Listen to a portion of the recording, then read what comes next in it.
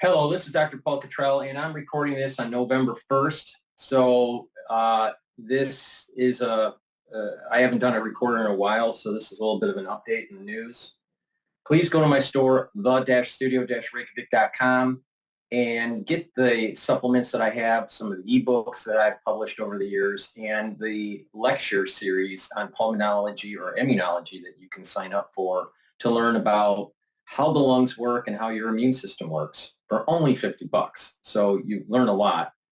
And the whole idea of taking those medical lectures and going over it is to improve your knowledge on how the body works, improve that power imbalance between your physician and the patient, and for you to learn about how to improve your health. So that's very important. So we're going to go over a little bit of the market. The market right now is trading for the S&P 500. It's trading at 5,768 right now as of this recording. I still have a target of 5,800 by year end, possibly even 6,000. We have a little bit of a market sell-off from the previous recording because it was trading at around the 5,800 range. Because the election in the United States is coming up on Tuesday, so there's a little bit of volatility in the market. In terms of the VIX, talking about volatility, it's a little bit above 21. So there's a little bit of stress in the market. And oil is trading at $70 a barrel or so. And the yen, since we've been talking, the last time we talked, yen was trading at, I think, 148. It's now trading at 152. So yen has weakened. Dollar has strengthened in relative terms. Okay, so with that said, I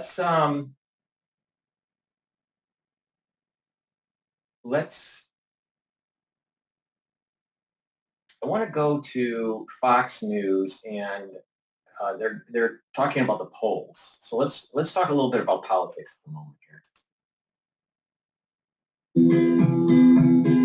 My name is Carolyn Lanzetta, and I live in New York City with my husband and our two daughters, Lily and Kate. So former President Trump pulling a tiny bit ahead in our latest polling in battleground Pennsylvania with those crucial 19 electoral votes. He leads Vice President Harris among likely voters by 1 point. It's been neck and neck in Pennsylvania. These are our very latest Fox polls. They were tied a month ago. They're still within the margin of error here. And here is a look at how close Pennsylvania was last time around. President Biden won by just over 1 percentage point, about 81,000 votes in the state of Pennsylvania. Let's bring in a special report anchor, Brett Baer, my election night co-anchor, who is doing his show today from Pennsylvania, or as Politico calls it, quote, the whole damn ball game for Pennsylvania. Brett, good to see you this afternoon. I know you have spoken with Governor Josh Shapiro and also with the Senate candidate there, Dave McCormick. What are you learning on the ground in Pennsylvania today, Brett? Yeah, most importantly, Martha, good afternoon. We are talking to voters, and there are a number of different voters who have different feelings. It's really interesting to talk to folks who think their side has motivation and enthusiasm, and there really is that. And you talk to the experts here on the ground, the local reporters, the political analysts, they say going in that they feel like this is the tightest of them all. However, some of them say that there may be a little bit of enthusiasm on the Trump side just by what they're seeing with the late polls in Pennsylvania. Polls are one thing, but when you talk to folks on the ground, they care about a lot of things. It's interesting that the garbage thing definitely got a lot of attention from people we talked to. Remember that obviously there was the comedian with the Puerto Rican joke, and then President Biden, which kind of took that away and became a Trump issue, almost exactly like the Green Bay speech in which former President Trump said he's going to say something about, even though the women may not like it, he's going to do it anyway. And he said, I'm going to protect you. That riff that he did at that rally was jumped on by the Harris campaign, saying it was condescending and not cool to women. And then Mark Cuban goes on The View and says what he says today. And Susie Wiles, as you noted earlier, the campaign co-chair, says, I'm told Mark Cuban needs help identifying the strong, intelligent women surrounding President Trump. Well, here we are. I've been proud to lead this campaign, complemented by Linda McMahon, chair of the transition policy, and Laura Trump, RNC chair. So, it creates its own backlash within hours of what I think the Harris campaign thought were both items that they were going to jump on. Yeah, it's like they just keep trying to sort of cancel each other out with the next sort of incendiary comment, and how voters are taking all this into account. I know 59 million Americans have already voted, which is just an astonishing number. Elon Musk has really put a big effort into Pennsylvania with the America PAC in terms of the presence on the ground and trying to help boost the ground game there. Any sense of what kind of impact that has had in your conversations today, Brett? Well, so the people on either side and either touched in either campaign believe they have the better ground game. Elon Musk is a big part of the Republican ground game, and that judge saying that his efforts can continue was another win for them.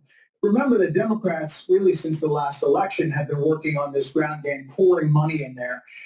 That Senate race between Dave McCormick and incumbent Senator Casey, it's now over $500 million. $500 million. And that's one race. So imagine, first of all, everybody I talk to is so sick of commercials, so sick of ads. Every second in every TV, it's another political ad. But there's also people knocking on doors on both sides. I think Pennsylvania may be the ball game come election night. Quick last question for you. In terms of when we may get results, because it was slow last time. It took 3.5 days to call Pennsylvania. The governor may have had something to say about that today. What did you learn, Brett? Yeah, I specifically asked him about that, and Governor Shapiro said that they made changes that no matter what, they're going to keep counting. So there won't be any election officials who say, you know what, it's 1 a.m., let's go home, we'll do it again tomorrow. They're going to keep counting. Yeah, he thinks that, if it's really tight, maybe it's a day, maybe you go into Wednesday night, but doesn't think it's going to last, a week. At least that's an optimistic sense from Governor Shapiro. We will see. They don't start counting any of the mail-in ballots and opening the envelopes and starting to process them until election morning in Pennsylvania, as we know. So we'll see how it works for them this time. Brett, thank you very much for the special report tonight and those interviews from Pennsylvania. I'm Steve Ducey. I'm Brian Kilney. And I'm Ainsley Earhart. And click here to subscribe to the Fox News YouTube page to catch our hottest interviews and most compelling analysis. All right. Fox News. Let's see what else is going on. Before I go back to Fox News, please go to my store, the-studio-reykjavik.com, and take a look at the great products that I have. You can either get anti-aging boxes or longevity boxes. I've been building out a new brand called Longevity Boxes, so take a look at that. But you can also buy individual supplements, such as the collagen peptide. This collagen peptide powder will help to improve building up and improving your joints, your bones, your ligaments, your tendons. It has a great amino acid profile. And this also will help with your skin, your hair, and your nails. So please go to my store and get the collagen peptides. There's a big scooper in here. You take a scooper a day. You can mix it with a smoothie. I mix it with hummus, or you can mix it with water and and take it daily. That's important to do each day. In addition, I also have some of the the simple basic stuff, and that is taking vitamin D3 every day. I take this soft gel twice a day. I take it in the morning and in the evening. I've mentioned on multiple occasions on different videos on how to reverse the effects of osteoarthritis and how to help with your cardiovascular system by taking vitamin D3. So take it every day, all right? And not only does it help to absorb calcium, but it also is a gene expression cofactor, which is really important for cellular processes. In addition, its cells need to go into apoptosis, Vitamin D3 helps that process along so the cell can purge those bad cells. All right, so vitamin D3 helps the cell to die if it needs to die. It's called apoptosis. So your cells will be purged and recycled, and those contents will be recycled, right? The problem is that when people get sick, sometimes the apoptosis pathway is blocked. It's inhibited. And vitamin D3 helps to keep that apoptosis pathway activated. All right, so it's very important to take vitamin D3 to help get rid of cells that need to go into apoptosis, to absorb calcium. It's a gene expression cofactor. It helps with cardiovascular health, and it also helps with bones and mitigating osteoarthritis. So please go to my store and get the vitamin D3. And lastly, another simple one but really important to take is vitamin C. This has magnesium in it. This will help to boost up your immune system. And we're in the cold season right now in the United States, so it's important to take this every day. Take it with filtered water. In addition, if you're not feeling well that day during the cold season, take a double dose, all right? You need vitamin C to help boost up your immune system. Also, vitamin C is important for your skin health. Vitamin C, when you drink it with filtered water, will cross-link with collagen. So you should take vitamin C and the collagen together to improve your skin health. All right, with that said, let's go to the whole garbage thing that went on over the weekend with Trump and Biden. So we're in the final stretch. It's coming down to this after years of waiting to take back our government.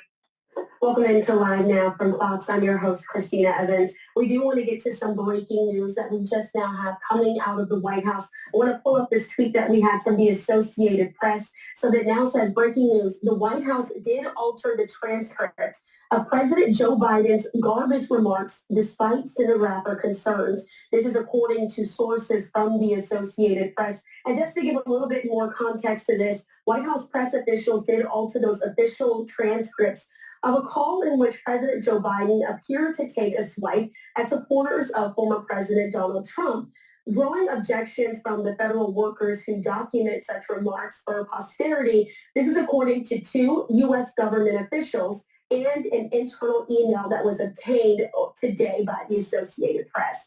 So, of course, Biden did create this uproar earlier this week when his remarks to Latino activists in response to racist comments at a Trump rally that were made by the comedian Tony Hinchcliffe, who then referred to, at this Trump rally, referred to the U.S. territory island of Puerto Rico as a floating island of garbage. So Biden, according to transcript prepared in the official White House stenographers, told the Latino group on a Tuesday evening video call, the only garbage I see floating out there is his supporters. His demonization of Latinos is inconsolable and it is un-American. So again, this has been a huge part of the news cycle, talking about whether or not these comments were altered. And as a response, it has come out that they have been. So Harris on Wednesday did, though, distance herself from President Biden's comments, making the clearest break from the president since she took over for him at the top of the Democratic ticket just about 3 months ago. She said, quote, "Let me be clear. I strongly disagree with any criticism of people based on who they vote for," end quote. So again, it has been officially confirmed that the White House did alter the record of Biden's garbage comments. We will continue to monitor this, and I do also want to show you a tweet from President Joe Biden. This is from 2 days ago. He said, "Earlier today, I referred to the hateful rhetoric about Puerto Rico spewed by Trump supporters at his Madison Square Garden rally as garbage, which is the only word I can think of to describe it. His demonization of the Latinos is incomparable. That's all I meant to say. So again, that is what President Biden said that his comments were about, but it has now come out that those comments were altered by the White House. When it officially came out, they said that he called the idea of the comment garbage, but again, President Biden did call the supporters garbage as well. So, All right, so let's go to Newt Gingrich here. All right, joining us now, former Speaker of the House. Before that, Bloomberg is stating that oil rallies on report that Iran plans to attack Israel via proxies.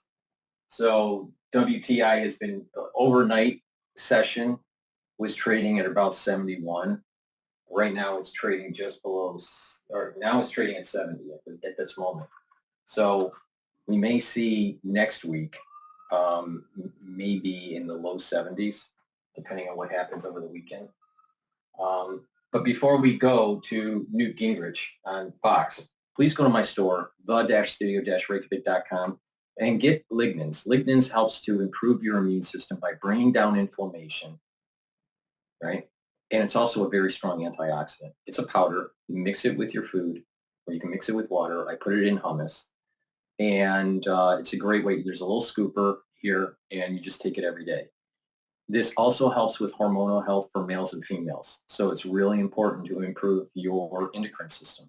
So please take my advice, take the lignans, improve your immune system, especially since we've gone through the 2020 crisis. It's almost 2025, but it's going to take years, about 5 to 10 years, to improve your immune system back to baseline. All right. Some people won't be able to get to baseline pre-2020 crisis, but many will. All right. So just take my advice.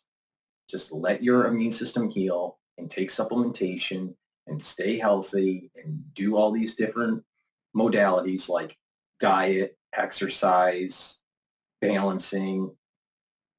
Balancing is really important. All right. There's been a new study that came out that age-related degeneration can be measured, right, or evaluated by just balancing, by looking at your balancing.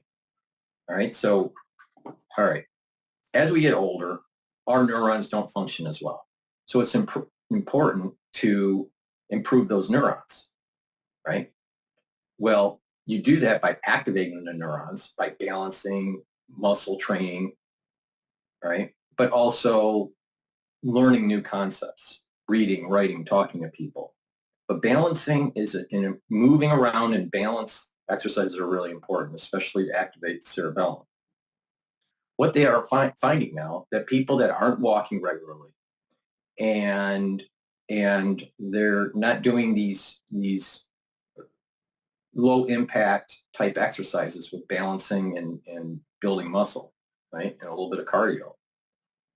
If you don't do it, you're aging quicker, all right? So one test to see how well you're aging is just basically do kind of a yoga pose where you put your hands above your head like this, right? And you take your foot and you take the foot on, let's say, your left side and you put it towards your knee, to the side of the knee, right? And so you have this kind of yoga pose and you hold it for 30 seconds to see if you stay balanced. If you can stay balanced, then you're aging okay. But if you're starting to wiggle around, you're starting to have problems with your cerebellum, all right? In addition, you do the same thing with the other side, right? You just do the pose, you put the bottom of your foot towards the side of your knee, right? And you just move your legs out and you hold that pose for 30 seconds. If you can do it without wiggling around or not falling down, right? If you can do that without falling down, you're okay. But many people in their 50s, 60s can't do that. And so you can reverse the effects of this. And it's tied, depending on if you're overweight or not, but it's tied to balance, exercises, moving around by walking, doing a little bit of cardio, low intensity cardio, doing some weight training, right? But you have to do stretching and balancing exercises. And you can improve the slowing down of that aging process. But if you're 40, 50, 60 years old and you try to do that, and if you can't do 30 seconds without wiggling around, you got a problem. All right? And many people in the United States has a problem. So take my advice. All right? It's about boosting up your immune system and improving your neural system. All right? In this crisis that we went through, our nervous system is trashed and our immune system is trashed. But you can mitigate the effects of the crisis and move forward. And one of the ways to mitigate for your immune system is lignans. All right. I have a lot of supplements that also help with neural health. So, and we'll go over that later in the video. But please go to my store and get the lignans to help improve your immune system. Very important. Very, very important. Because if you have an immune system that isn't as healthy, then you're not going to be able to fight infection, and you're not going to be able to fight cancers, and you're going to age faster.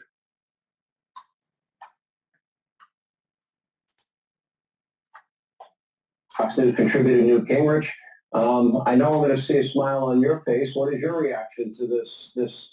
Every surrogate out there, Bill Clinton, Mark Cuban, Stacey Abrams, Barack Obama, Michelle Obama, and Joe Biden, not exactly helpful. Well, and first of all, it's very tough to follow Laura Trump, who's doing an amazing job at the Republican National Committees. But look, what you're watching is sort of like Custer's Last Stand. I mean, these folks are all on the verge of a disaster. They're running in circles. They're saying things that are hysterical, untrue, unbelievable. And if you watched Kamala earlier today, she's just plain getting exhausted. She's never campaigned. She's never had to win anything. It's all been given to her. And now suddenly in the last week, I suspect, beginning to realize she's going to lose. And you're going to see more and more desperation from now through next Tuesday as it really sinks in that this is over. Some of the betting stats are showing that Trump is projected to win. All right. So the betting world is expecting Trump. The polls are really tight. Now the question is, how accurate are the polls? The swing states, I think in the aggregate, I think Trump seems slightly ahead. So the indication does seem that Trump potentially could win. You know what? I thought even in 2020 that Trump, poll-wise, was polling better than Biden. All right. And so going into the election night, it seemed like Trump would probably win. But you had also the problems with the crisis in 2020 and, people having orange man bad syndrome. What I'm concerned about is that, the stats are looking like Trump will win. But you listen to some videos on X, right, or some posts or some pictures, and people are saying that there are some improprieties that are going on with this election cycle in 2024. For example, there were polling stations that had to be closed because printed ballots couldn't print the ballots because they ran out of ink or the printer broke. You had that problem. You had voter rolls that had individuals, a lot of individuals on that voter roll that weren't allowed to vote. So that went through the court system, and I believe this was in. I don't remember the state it was in. Maybe it was Virginia, but the point is that they had to purge these rolls. All right, so there was a state that had individuals on the voter roll that shouldn't have been voting. All right, so it went to the court system, and the court said, yes, you need to purge these voters off the rolls. I've heard situations where someone goes into a machine and they can't click Trump. All right, and they're trying to click it, but the touch screen doesn't activate. Now, if I remember right, I think I've only done one touch screen. It was in Michigan. In New York, at least in the precinct that I'm in, it's a printed ballot that you bubble and then you scan it. You know, you're in your little voting booth, you bubble in everything, and then you scan it. That's how it normally is done, at least in my precinct. So it's a paper ballot bubbled with an ink pen and then scan. You actually scan it. But if I remember right, I think in Michigan one year, there was a touch screen, if I remember right. But the point is that there are individuals complaining that in some precincts, in some states, that when you try to hit the screen, it doesn't allow you to click Trump. In California, there are reports that Trump's misspelled. It says Trump, but it's TRUM colon or semicolon P. Or his lat is Donald J. Trump, right? And if I'm not mistaken, one of the ballots said Donald L. Trump. So they're playing games. You know, it's okay to do things wrong with the Republican ticket for the presidency, but not for the Democratic Party. There's other cases in California where the screens are small. So with these small screens, you have, you know, a lot of choices, you know, libertarian or independent, Democrat, Republican. You would think that it would be Democrat, Republican, and then all the other different parties underneath for the presidency.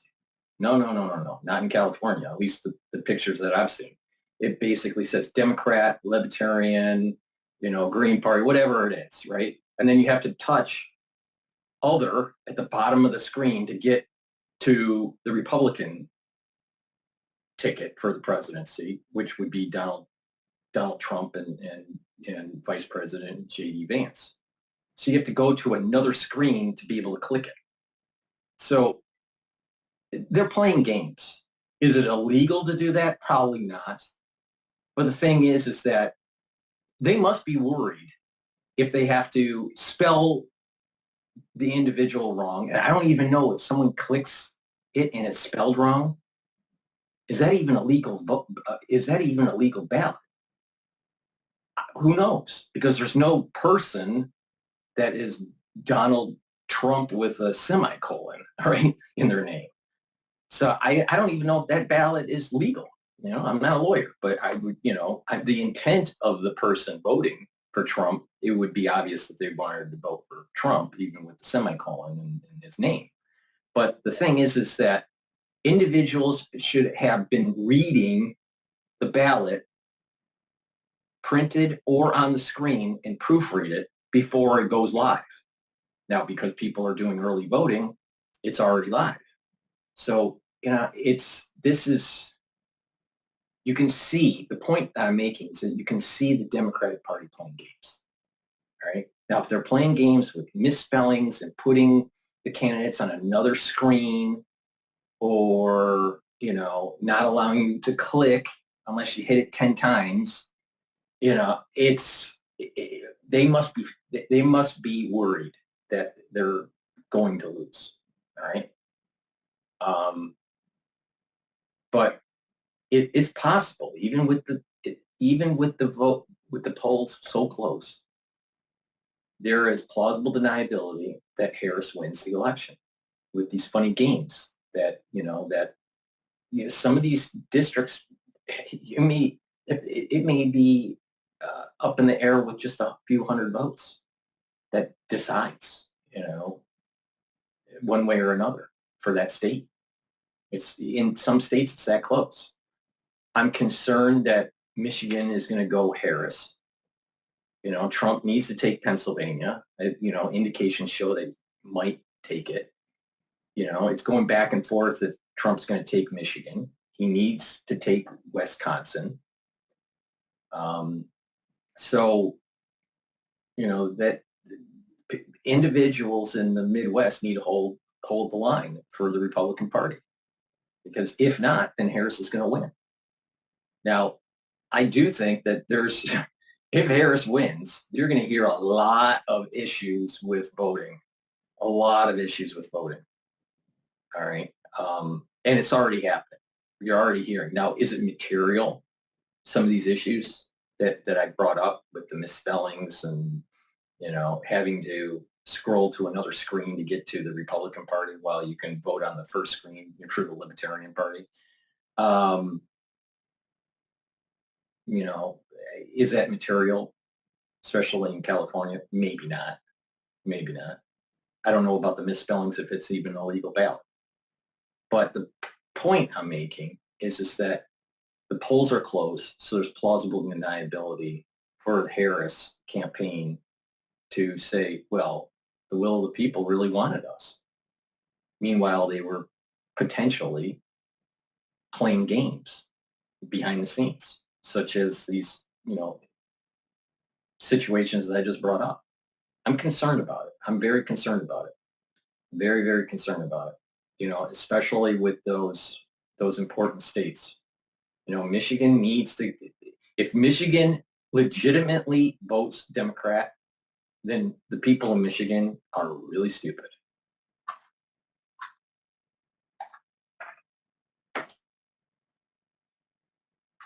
Donald J. Trump's going to be the next president. Kamala Harris is going to lose, and I assume either go back to San Francisco or maybe join. I hope Newt is right. I want Trump to win. I'm voting for Trump. I haven't voted yet. I'm going to vote on, voting day. All right.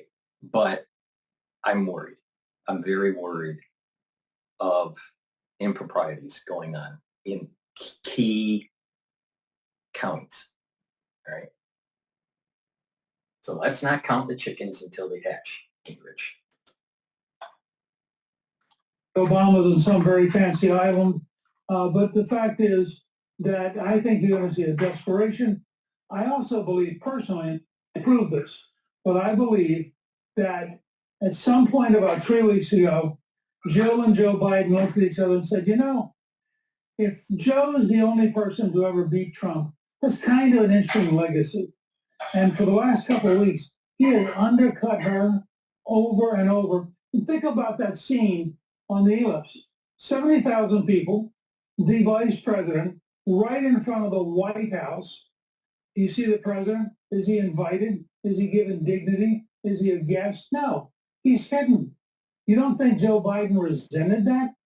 And so he says, oh, let me say something that'll get people to pay attention, like garbage. So he drowns our entire event.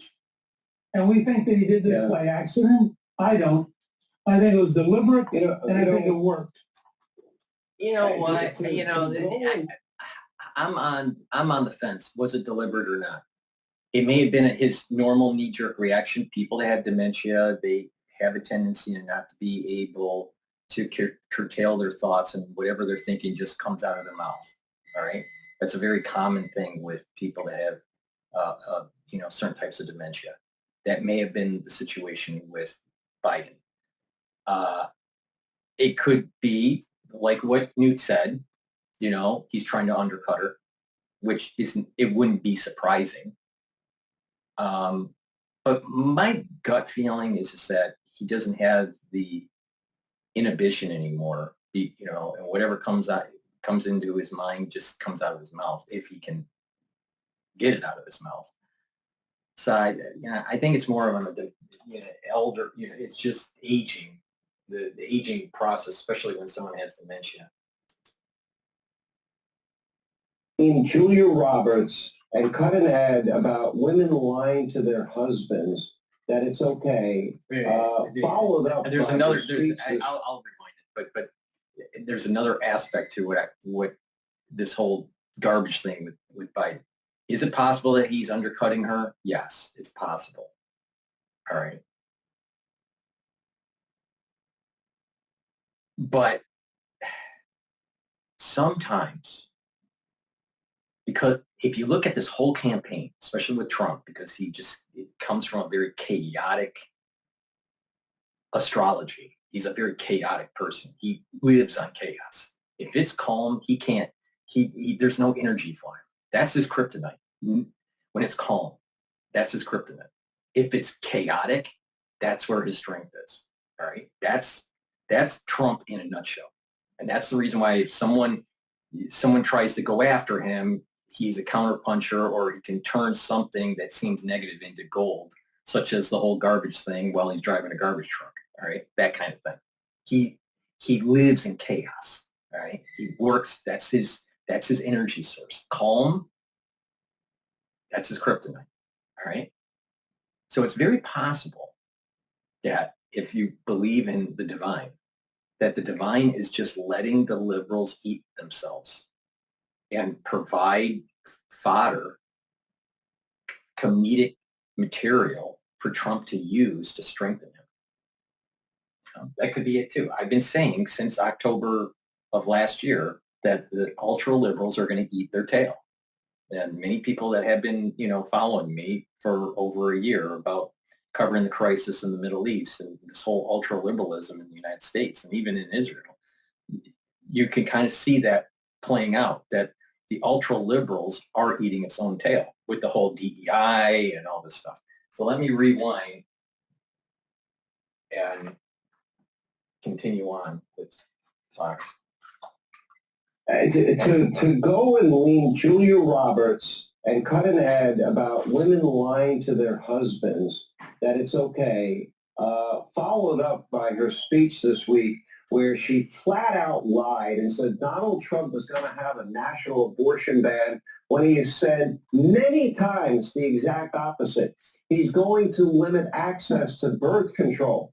The exact opposite is true. That he doesn't support, he'll stop IVF treatment. The exact opposite is true. We'll have Hollywood elitist jackass. Really? I'm gonna look for what manliness looks like to George Clooney, a Hollywood jackass.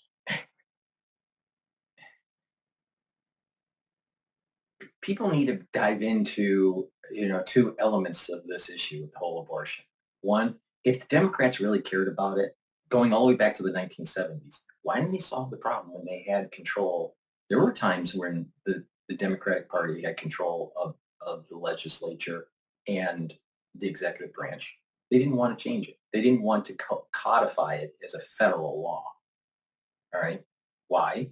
Because if you look back, you roll the tape, the Democratic Party wants women to be voting on one issue and one issue only forever, and that's crotch rights. It's abortion rights. That's how the Democratic Party works. When it comes to blacks, they want you to keep you on the urban plantation and vote Democrat. If you're a blue-collar worker that's tied to a union, they want you to vote Democrat because that's what your Teamster boss tells you to do. That's how the Democratic Party works. All right? If they really wanted to solve the problems, they would solve them. They don't want to solve them because that's how they get you into the voter booth. All right? And you don't believe me? Just roll back. Just look at the history of different elections going all the way back to the 70s. All right? Go through the 70s, the 80s, the 90s, the 2000s, the 2010s, all right, 2020. And every election is about abortion. Isn't that really odd? It just proves my point. The Democratic Party doesn't want to solve the problem. They want it to be perpetual, so you are a one-issue voter. All right? In addition, with this whole, you can vote, you can vote differently than your husband. So they know that males are definitely moving towards Trump. All right? And they're hoping the wedge issue with the abortion will tip the scales for Harris because women will come out to vote. All right. The reality of this, the reality of the situation is the Supreme Court said it's states' rights. So it's at the state legislature. So The president of the United States can't do an executive order on this. It would be illegal because it's a state right issue. So if Harris says that she can just willy-nilly create some sort of executive order that will help you with your abortion, that's wrong. She can't do that. It's illegal because it's not an executive branch issue. The power isn't in the executive branch. The power is in the state legislature. Same thing with Trump. So if Harris says Trump's just going to write some sort of executive order that says that he's going to take away your abortion rights, he can't do it. It's illegal. And the same thing. Harris can't willy-nilly create an executive order saying that she's going to protect your abortion because it's a state issue. So if you really want to push it, you got to deal with your state legislature. It's not an executive branch issue. Now, if Congress decides to, codify it somehow at the federal level, that's a whole different issue. And there are opinions that were written by the justices from the Supreme Court about that. All right, but it's really a state issue. And Congress isn't going to want to really solve it because the Democratic Party, think about it, if the Republican Party gets in, right, and wants to try to solve this abortion issue and codify it somehow, some way where there's some sort of guardrails with abortion, right? So there's, there are abortion, but there is, some rights that are protected for the unborn, and they codify it or try to codify it. The Democratic Party they're not going to pass it. Why? Because they need you as a woman to constantly go to the ballot box every 2 years, either in the, for the general election or the midterms. So they want you to come to the ballot box every 2 years because of abortion rights, crotch rights, one party, one issue voting kind of thing. And they've been doing that ever since the 1970s. Every election, every federal election has been this. And at the 4-year mark and at the 2-year mark. So the midterm elections also. If you don't believe me, just look at the history. It's there. Now, if the Democrats win Congress, and let's say even won the White House and try to codify, codify some sort of abortion thing, there'll be infighting within the Democratic Party to not do it because of some sort of, protection of life, or it's too extreme to go all the way to late-term abortions or whatever, because they don't want to solve the problem. Because the moment they solve the problem, women no longer have there's not that impetus to get women into the voter box to vote Democrat on a crotch right issue, because it would be already solved at the federal level. The Democratic Party doesn't want to solve it.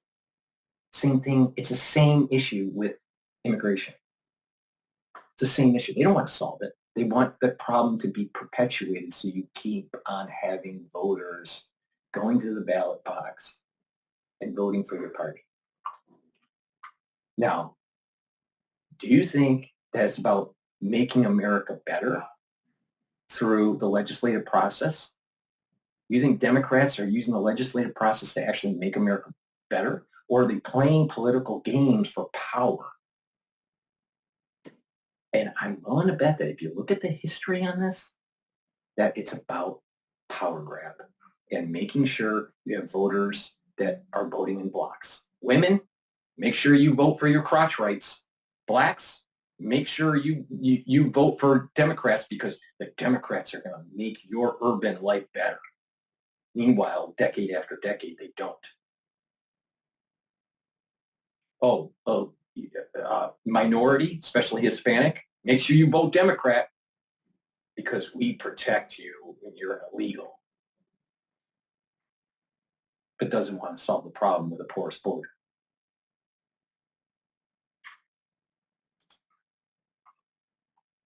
Well, the elitist? No, thank you. He's no John Wayne. No, let me go out on a limb for a second. as a historian. These people are dishonest. They're relentlessly, routinely dishonest at every level. And so for them to tell people to lie is just one further example of the depth of their corruption. I mean, how do you run a country where you're walking around saying wives should lie to their husbands, husbands should lie to their wives? I mean, what kind of a totally amoral, corrupt, sick system have they And done? if they're doing that, then they're just going to say the party can lie it to the citizens because we can get away with it. We can just lie about it. I'll tell you, if America legitimately votes for Harris, America deserves the curse that it's going to get. All right. If the Democratic Party does improprieties during an election night, then we need to use the full force of the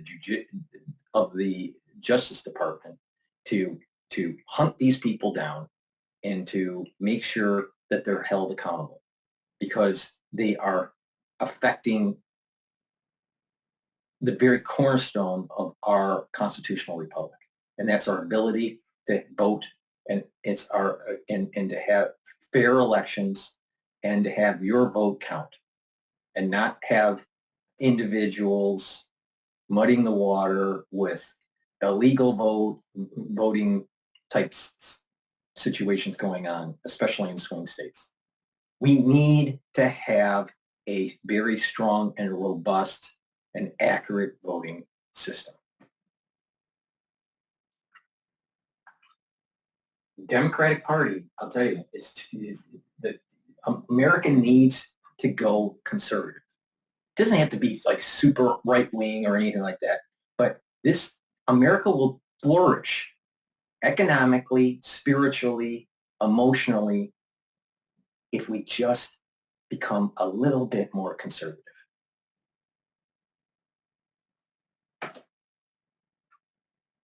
Well, if you think about it at that level, it is astonishing the decay. This is what, frankly, why Robert F. Kennedy Jr. switched parties, but didn't switch parties, but was campaigning Sunday with Donald Trump, because the party of John F. Kennedy, the party of Robert Kennedy, it's gone.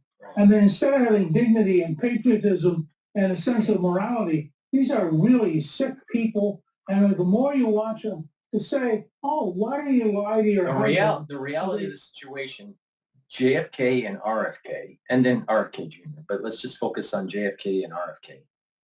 Back in the 60s, if you look at what they represent, Trump is more emblematic of JFK than Reagan. And this is the point I'm making, is that the zeitgeist with the Democratic Party and wokeism and this whole ultra-liberalism is very detrimental to the United States social fabric. And for us to heal and for us to move forward and be productive, we need the pendulum to swing conservative. That doesn't mean it has to be ultra-conservative, because, there are people that are just too conservative, right? Same thing. There's just people that are too liberal, But the thing is that we have lost those foundation pillars of God, country, and family. The idea of family unit, being strong and having that family unit, having some sort of spirituality and mindfulness, and having an affinity for country. This idea of global citizen, this is such a modern construct that has very little bearing on historical precedents. I mean, world citizen, what does that mean? You don't pay your taxes for your host country? What does world citizen mean? Well, there are systems that are affected, at a global level, at a financial, and even at a climate level, where you would need uber governments to be able to control. So what are you basically saying? That you're not going to be controlling your currency and controlling your borders because you're a global citizen now? The death of a country is when you can't control your borders and your currency. So this idea of global citizen is such a liberal bullshit idea. Now, that doesn't mean that individual sovereign nations can work together to solve global problems, right? But this whole idea of global citizen makes zero sense. Zero sense. You don't have a cell that's a global cell for your body. You have differentiation. If you didn't have differentiation and proper differentiation, your body wouldn't work. You need a heart, so you need heart cells. You need a brain, unless you're a Democrat. You need a brain, so you need brain cells. You need liver. You need liver cells, right? They have to work together. So being different is okay. This whole global citizen crap, that's cancer. That's cancer at a global level. Social cancer at a global level. Publicly advocated ad? That is sick. Yeah. And I think we ought to have You the know, courage to but- say, this is a sick, dishonest party. To demonize and denigrate African Americans the way Stacey Abrams and Barack Obama, I thought they wanted African American men to vote for them. Insulting them is not the best strategy in my view. Telling women, if they're trying to target women voters, lying to your husband, that message is not exactly a winning message. Or lying about abortion and contraception and IVF. It's all to scare them, which tells me they must be scared that their internal numbers show that they're not doing as well as they want with those particular demographics, considering they're the identity politics party. But let me just pose a simple question that I hope some reporter will ask Stacey Abrams, who's never gotten over, by the way, losing and has lost, and it's over. Talk about election deniers. How can she say the young black men who vote for Trump are racist? I just want to understand. How do you say to a young black male, you're a racist?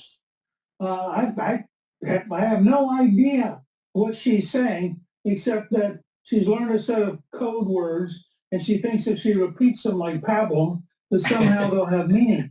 I mean, it's a little bit like watching some Walt Disney film about a wizard or something. How can you be a young black male and be a racist? This is just Stacey Abrams personifying the collapse and the insanity of the modern Democratic Party. You've given her a break. She also said that African American men are sexist. She said both. So let's be clear. I didn't say they couldn't be Speaker sexist, but they should Anyway.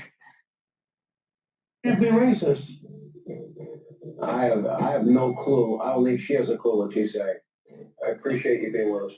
Please go to my store, the-studio-reykjavik.com, and get the structural nail silver soaps that I have. I have 5 different varieties. This one happens to be lemongrass, and the other one that I have in my hand is charcoal tea tree. But I have 5 different varieties. Please go to the store, the-studio-reykjavik.com, and get the structural nano silver soaps. Very high quality. Doesn't have those harsh chemicals that you get from Unilever or Procter & Gamble. Please go to my store, get a couple bars for your household, help support my work, and improve your health. These are made from structural nano silver soaps, neutralizing pathogens. It's a very high quality soap. So please go to my store, the-studio-reykjavik.com. Get the soaps. I also have a very high quality toothpaste. This toothpaste is made from structural nano silver. It has no fluoride. It will whiten your teeth, freshen your breath, neutralize pathogens, improve your gum line, and also improve your cardiovascular health and your valvular health. Why? Because by having good oral hygiene, you're reducing the chances of inflammation at the vascular level. So you're reducing the chances of building up plaque.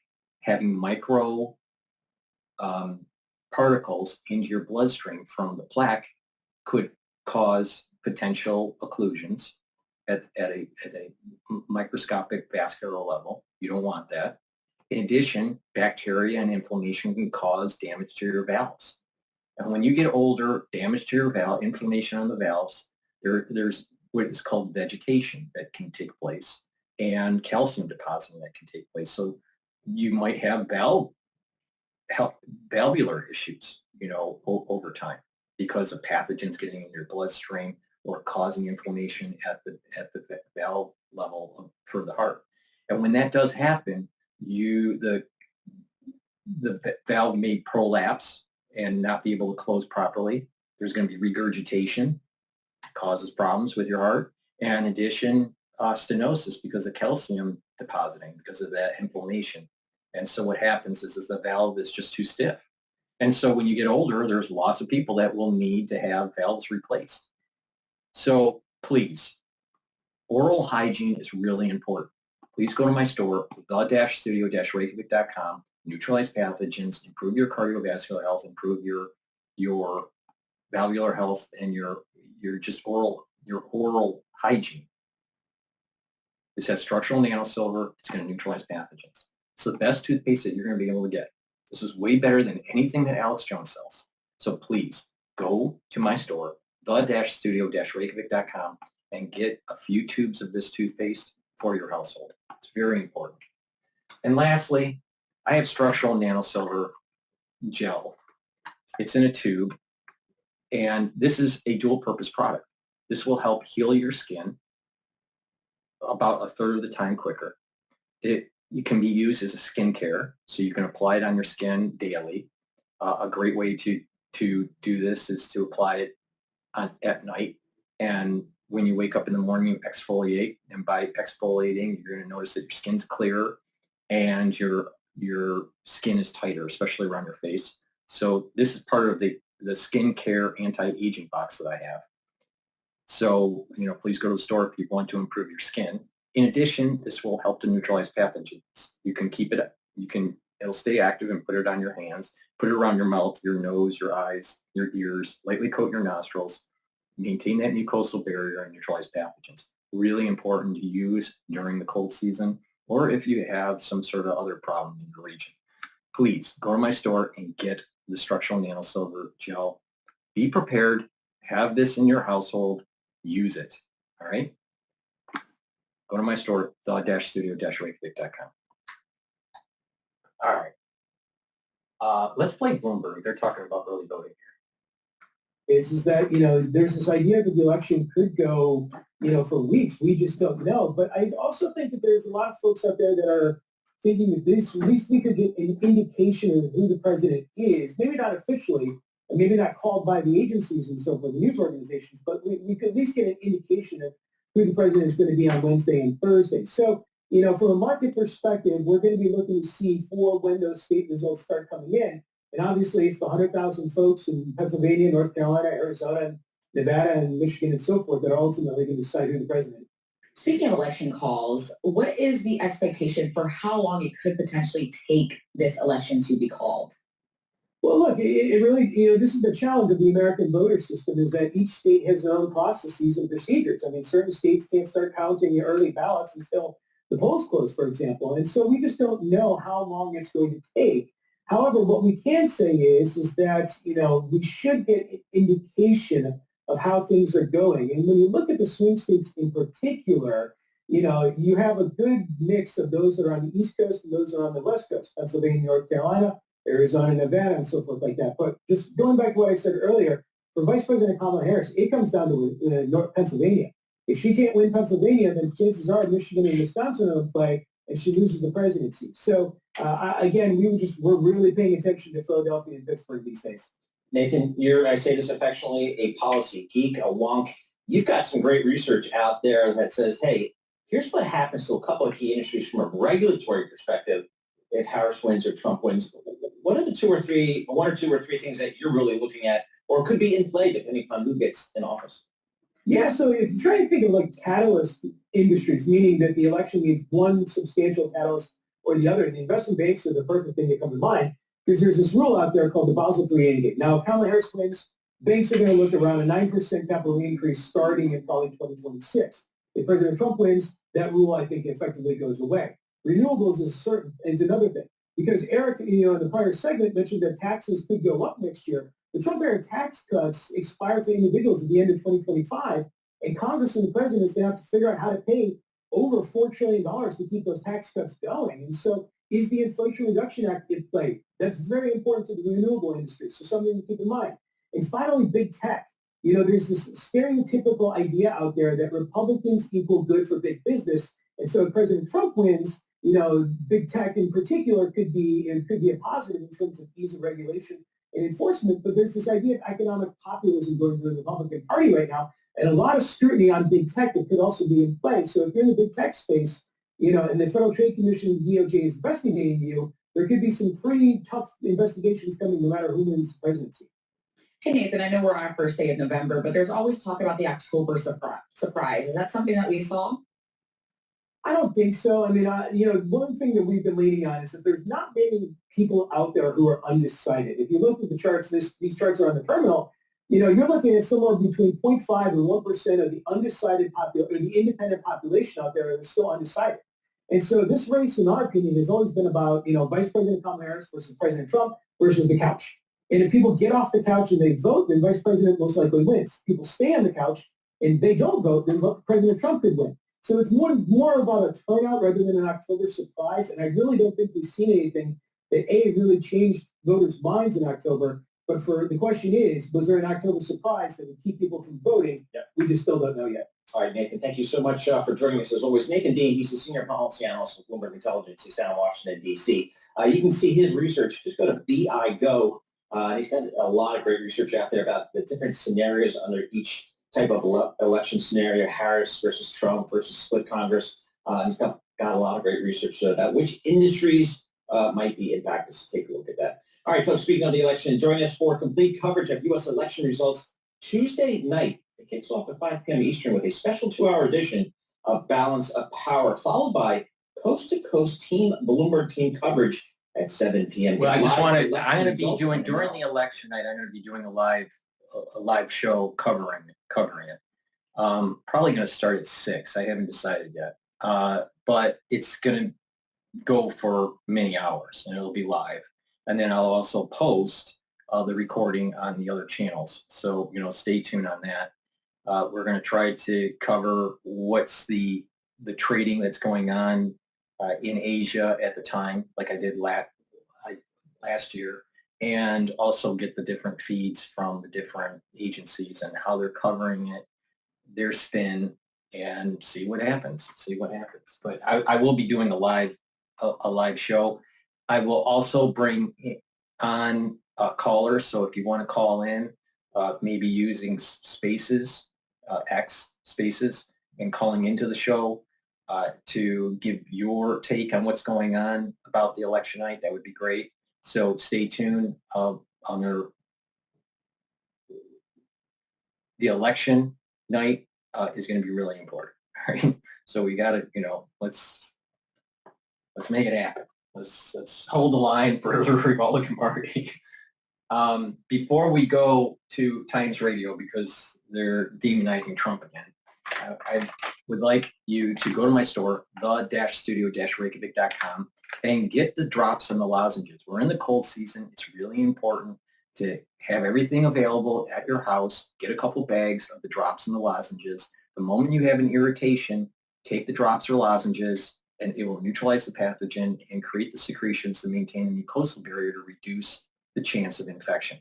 You catch it early, it'll heal quicker, and it'll do less damage to your body, because just a minor cold takes 3 weeks to remodel your body.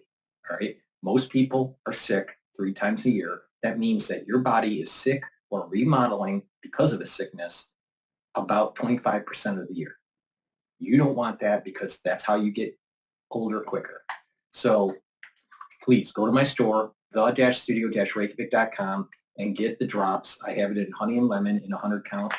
I also have it in blueberry and cherry, so you can get it in the cherry version and the blueberry version, all right, in the 100 count. Get a couple bags for your household, or get the Manuka honey that I have in stock. It's in a 21 count.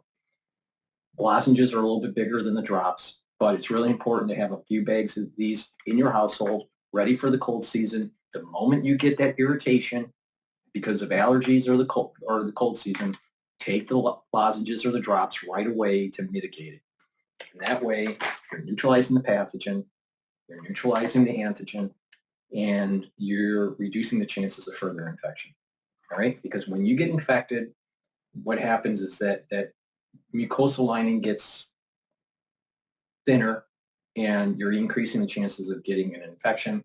In addition, more irritation, right, will cause if you're chronically inflamed, if you're constantly getting allergies or whatever, just chronic inflammation will actually bring down your immune system. So you don't want that. You want to have your immune system as revved up as possible.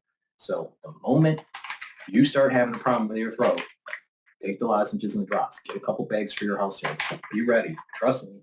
I believe that because of the take rate with inoculations this year, that you'll probably see a pulse of increased incidences during cold season, probably in late December, early January. Right? There's going to be another pulse of cases. So please just be prepared. Get the structural nano silver products that I offer. All right. All right. So with that said,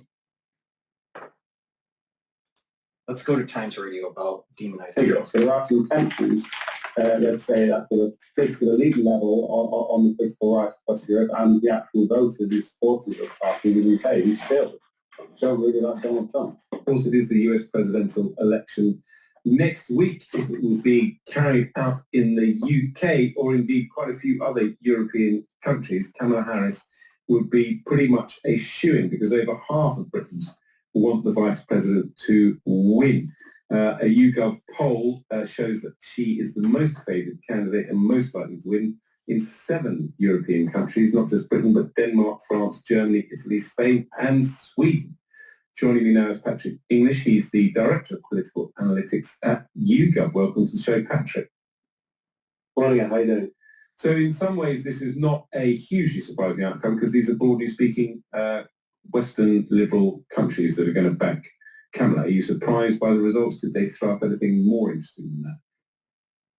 Oh, no, as you say, the results are not particularly surprising. So you interviewed around about. I'm doing a commercial here. Let me try to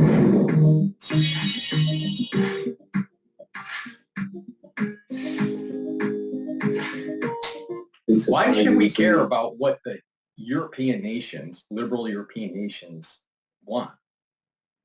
Now, don't you think that liberal European nations want freebies from the United States? So they're going to want someone that's willing to just give them stuff. So do you want a president that says no to a bunch of liberals like Trump? Or you want someone that says yes to a bunch of liberals to the European Union like Harris? Now, being an American, I would think that I would prefer Trump to tell the EU to fuck off.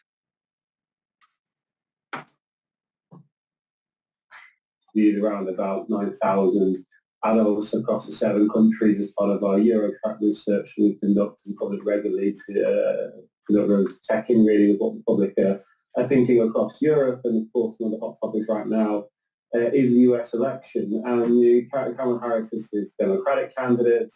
Europe does tend to lean more towards the Democratic candidate, the Republican candidate. Donald Trump is not a popular figure at all among Europeans, and so I think most any Democrat candidate going up against Donald Trump is probably going to do quite well in these. Why could it be that Donald Trump isn't well liked? Is it because he says that you're going to have to pay for your NATO expenses? Why don't they like Donald Trump? He says, you know what? This whole free trade stuff between the United States and the European Union isn't so good for the United States. And maybe we need fair trade, not free trade. So what it is, it's all about they want the better end of the deal for decades. They want the American taxpayers to pay for NATO, and they want the American taxpayers to pay for their free trade agreements. And so the workers in the United States have less jobs because we're importing crap from Europe.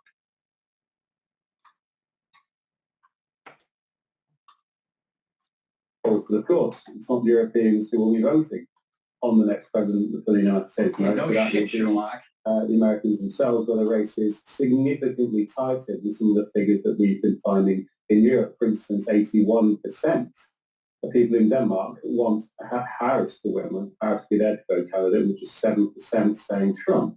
That's most interesting of the figures from Italy. There we see less than half of adults saying that they want Kamala Harris to win. That's down to 46% and 24%, so a quarter of Italians, that's the highest of any country that we measured, saying that they would prefer Donald Trump. Britain 61% versus 16%. But the other interesting thing is that even the far right voters in Europe are slightly more nuanced. They're not as overwhelmingly for Trump as you might expect. Yes, that's very much the case. It's not the sense at all that among us, particularly centre-right, as you say, even further to the right, parties that their supporters are also unanimously, sort of in many cases, majority in favour of Donald Trump. And that can put their supporters at odds with politicians themselves.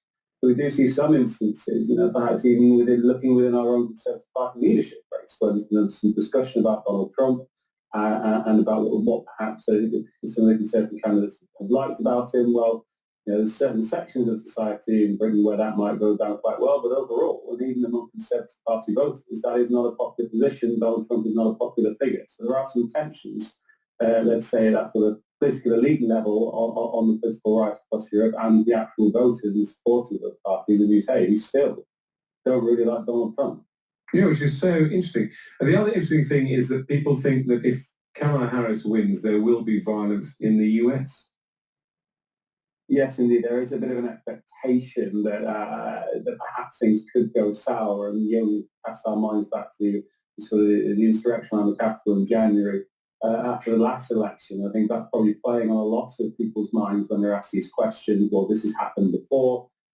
We've seen some interviews indeed in the press of supporters of Donald Trump saying that they are very much up for doing it again. We'll wait and see how representative those individuals actually are of a wider movement. But yes, I think the memory of the scenes from the Capitol we saw after the last transition of power still burns bright in the memory of many Europeans, and they think there's probably quite a good chance that can happen again.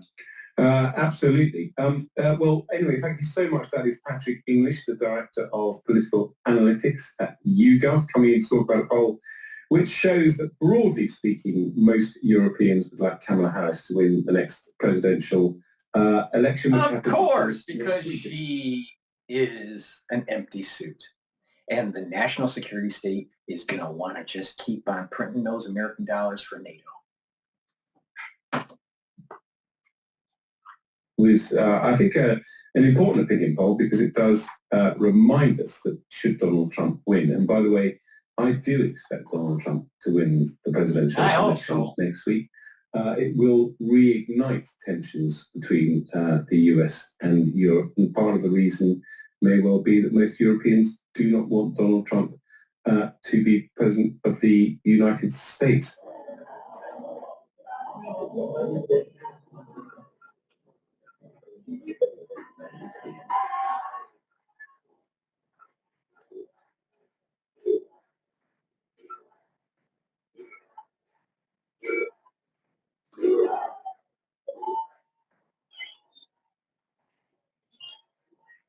Notice they didn't say EU, EU, EU.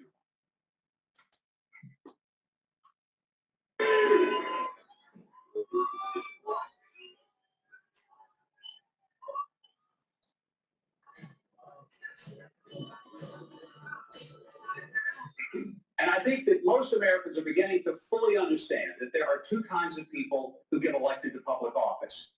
There are the people who get elected because they really want the people of the country to serve them. And then there are people who get elected because they truly want to serve the people of the country. Donald J. Trump is here to serve the people of America.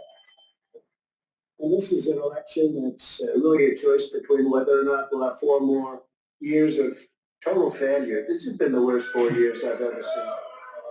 Gross incompetence, but total failure, disaster under Kamala Harris. Nobody knows I say all the time, if you say Harris, nobody knows who the heck we're talking about, right? What?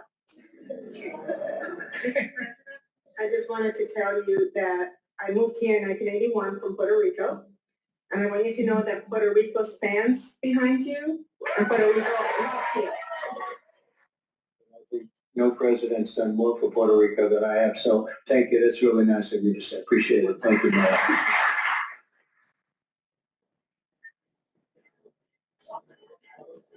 And the third reason would be they hate our country.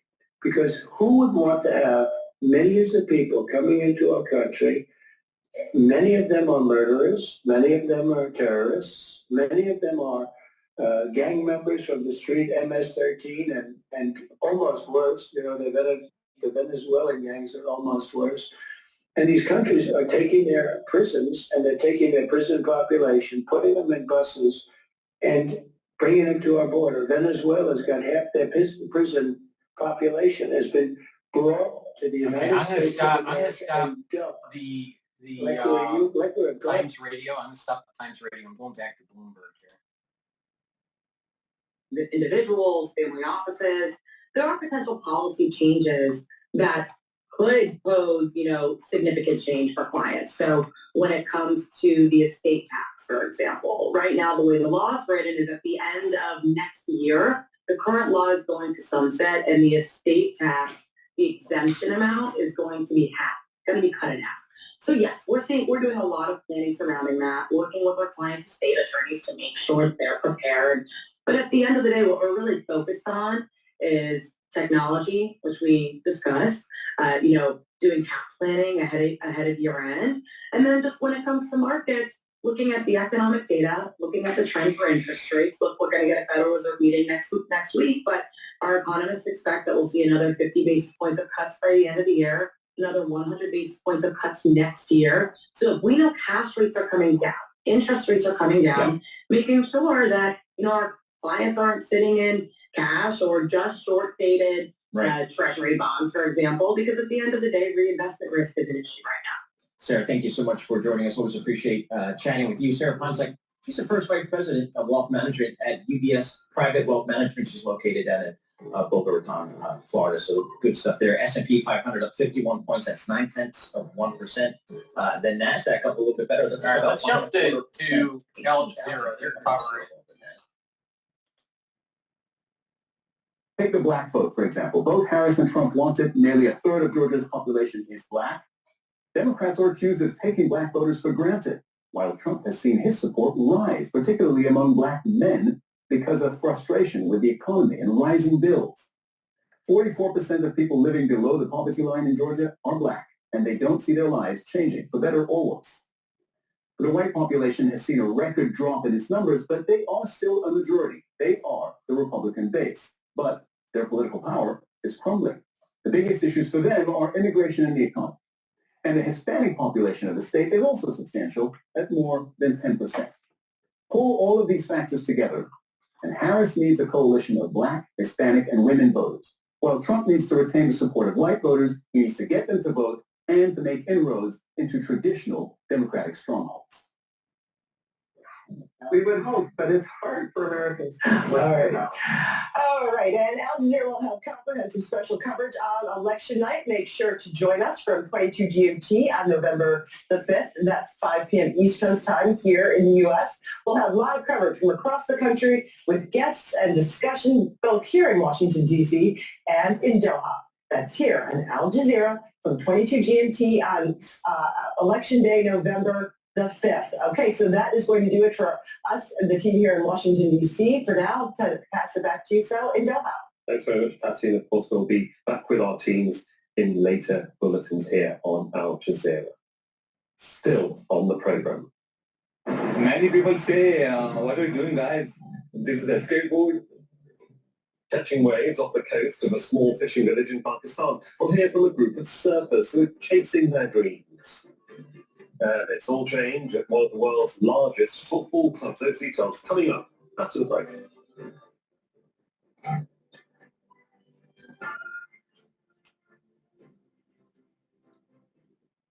Business Latest is sponsored by Interlac, Turkey's real estate consultant. All right. So go back to Times Radio here. Can, like we're a garbage can for their people. Everybody showed up to work tonight. We have a little problem. We have to take these criminals out of this country. We have to deport these criminals, and we're going to do it.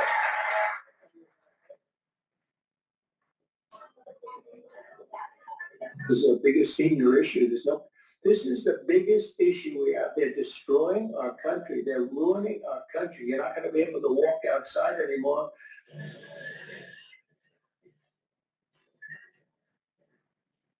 I know Putin would never have done it if I was president. Not even a chance. No, it's not a chance. I used to talk to him about, don't do it, Vladimir, don't do it. It was the apple of his eye. I'd say, don't do it, Vladimir, don't do it. Oh, this is going to be terrible, Vladimir, if you do that. Not going to be good.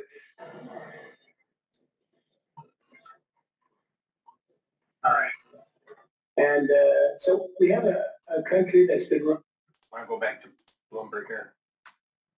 You like to hear on Bloomberg Radio. Help make shows like ours even better by taking our Bloomberg audience survey. Visit youtube.com/Bloomberg podcast and click the link on our profile or community section to take the survey, which is hosted by our partners over at Material. Fill it out at youtube.com/Bloomberg podcast. All right, Dan Ives, Wedbush Securities tech analyst. We're supposed to talk tech because a lot of tech companies reporting this week, but I need the inside scoop here. Ohio State at Penn State. Dan Ives is a Penn State famed alum, big football fan. Dan, what are your thoughts here? Ohio State coming into Happy Valley.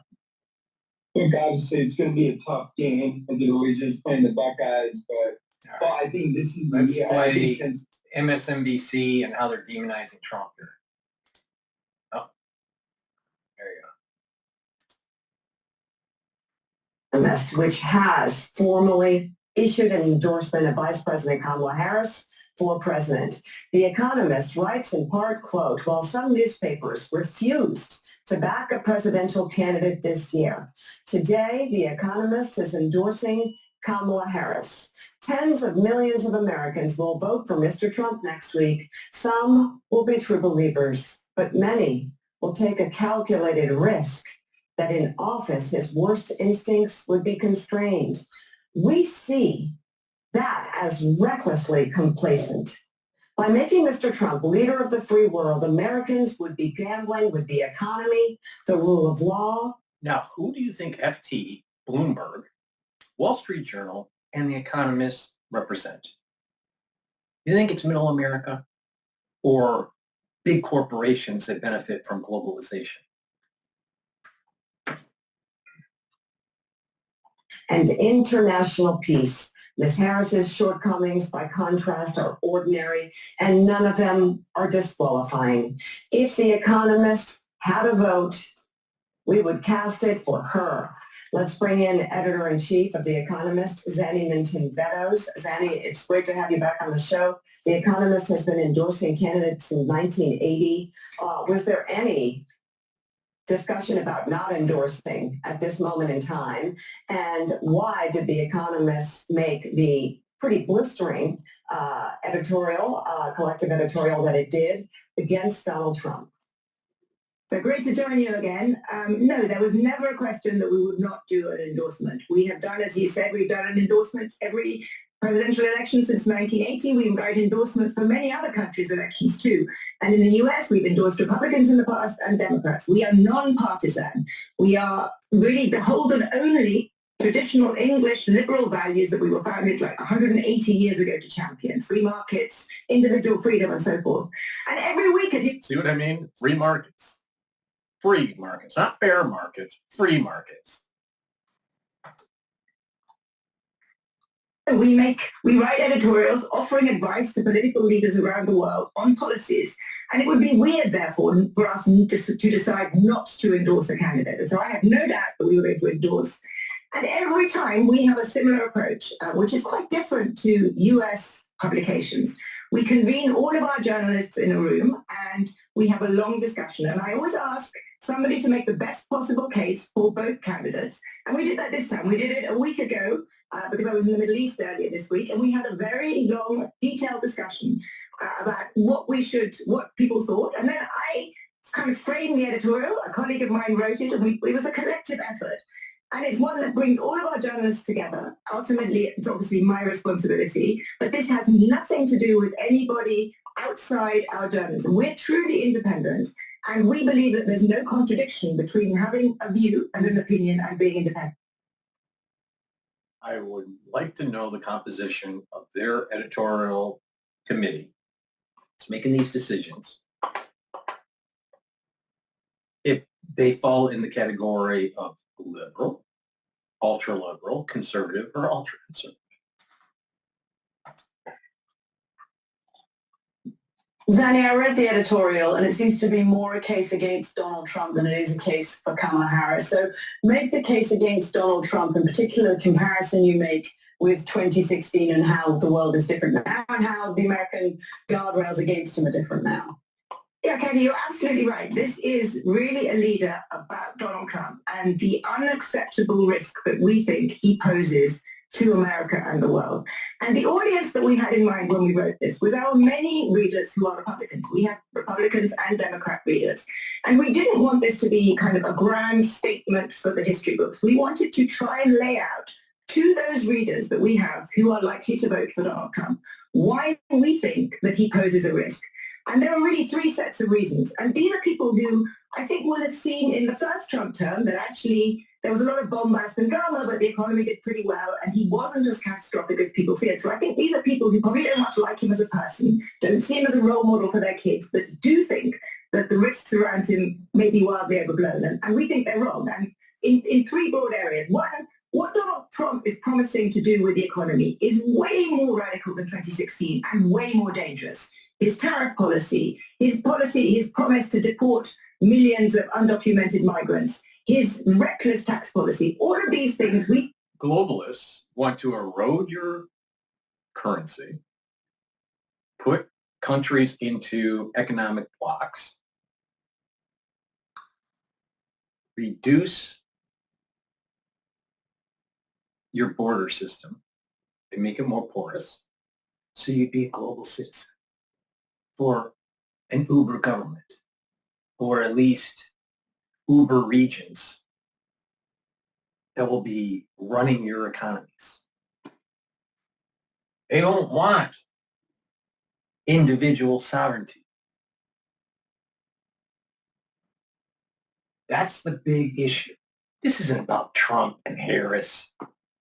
This is about self-determination at the country level, or being integrated in a one world government, or a few economic regions.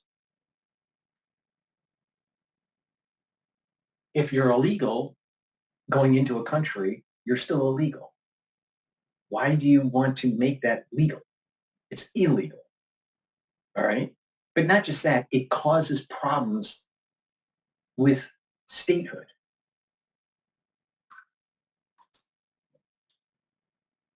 From just a straight economic perspective, are much more dangerous than people realize. Secondly, as Richard Haas just laid out to you, the world is much more dangerous. In 2016, the world was a pretty complicated place, but it was nothing like what we have now, with two wars raging, with a sort of growing axis of evil, or whatever you want to call it, between Iran, North Korea, countries like that, Russia. This is a time when America needs its alliances. And actually, one of the great strengths of the Biden administration has been to rebuild alliances and relationships with countries around the world. And Donald Trump, if one thing we know about him is that he's unpredictable, and the other is that he has a total contempt for alliances. So that's the second reason. And then the third reason is that we think he would be much more unconstrained. And there is a real risk that he threatens America's institutions. In 2016, there were a lot of grown-ups around him. This is a well-known argument, but there were grown-ups in the room. This time, we think it is much more likely that it will be kind of toadies, chancers.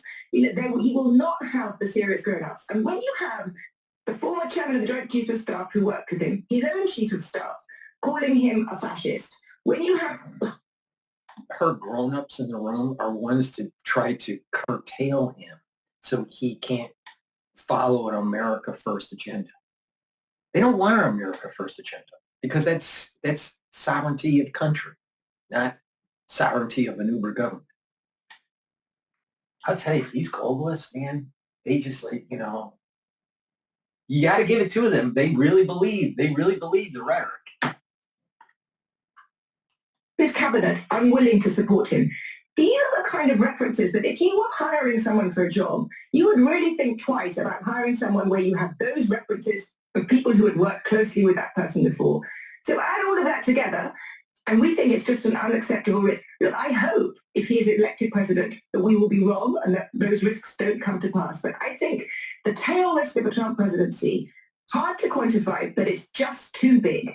And so I think Kamala Harris, she may not be great. I'd be delighted if she was, but she may well be a mediocre president, but she does not pose that catastrophic risk. Zanny, good morning. Let's talk Brain sleep. A new pillow developed to help you fall asleep faster.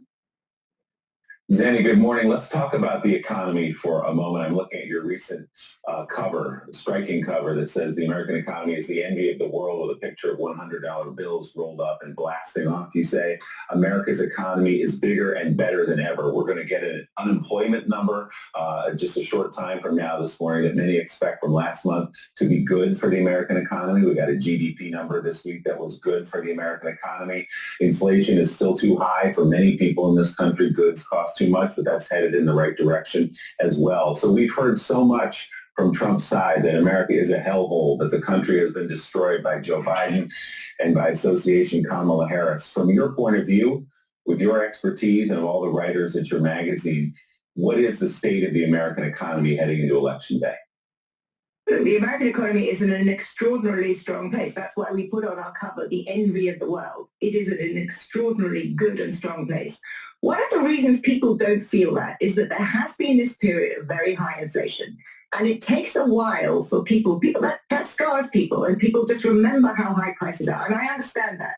But the truth is that relative to other countries, and indeed in absolute terms, the US economy is in a really, really strong place. But at the same time, I worry that that makes people complacent about what are the underlying strengths. It's not a God-given right that the US economy is a strong economy. It depends on having sensible policies as well as the US's natural strengths. A huge, energy endowment, a huge market, liquid capital markets. People want to come invest in America because America has the talent, America has a relatively light regulatory touch, and America is a stable place. And all of those things could be threatened. So I think it's just a mistake to think that you can take for granted American economic strength. You can't. It can be messed up. Think about this. The reason for not voting for Harris is because her policies want to choke the energy, quote, endowment that we have.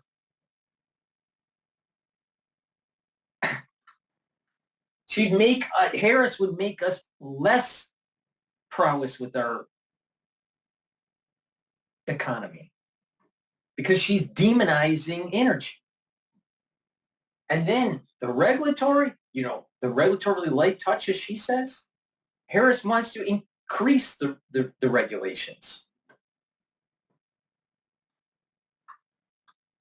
Then with the whole capital gains tax issue, I mean, everything that she's saying that is making America strong economically, Harris is the antithesis of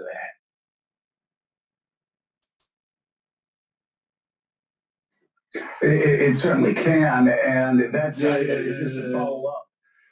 You look at all the economists, Zanny, that are talking about just how bad Donald Trump's policies would be for working class and middle class Americans, how bad it would be for our businesses. I could go down a long list. You've seen it. You've seen the overwhelming majority of economists saying how he could wreck our economy. On the other side, the economists' main argument out there that why they think that Trump would be bad is because he wants to use tariffs as a negotiating tool to get a better trade deal and to try to move manufacturing back to the United States.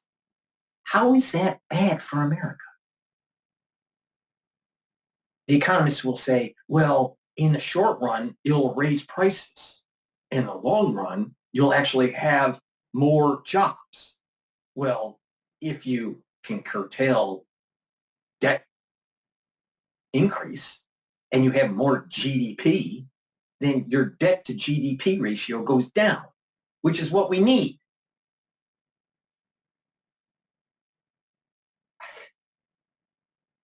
I'm telling you, it's all about globalist versus a nationalist perspective. All right, the globalists want the cheap labor, and they made a ton of money on just sending manufacturing overseas. But when you bring back jobs, and yes, some goods may go up in price in the short term, but what will happen is that as supply of those goods and services increase, the price of them will go down because you reach some sort of equilibrium between supply and demand for the United States. In the short term, some of these prices are increased. But the thing is that you get economic clustering. When you ship jobs away, you don't get economic clustering. Now, you don't understand what I'm talking about? Take a look at a city that has 2 really big employers, and then they decide to close shop. And all of the other smaller businesses die too, because of that economic clustering isn't robust anymore. By bringing back jobs to the United States, you'll have economic clustering that'll boost the economy even further. The United States GDP would be even higher if we didn't outsource and offshore our jobs. But the globalists don't want to hear that because the easy money is just to close the shop and ship it over to a cheaper place like India or Indonesia.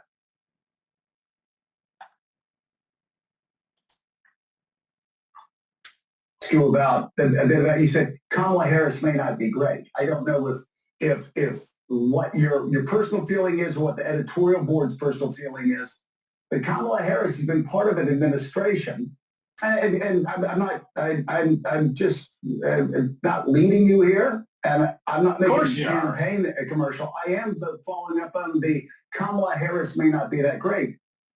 She's part of an administration that has overseen an economy coming out of COVID, which is made far worse by Donald Trump. That is the envy of the world, as you said yesterday. The Wall Street Journal said the next president will inherit a remarkable economy, a remarkably strong economy. You look at us militarily, relative to the rest of the world, stronger than ever. You look at Kamala Harris's economic... Really? Stronger than ever? Really? Stronger than ever?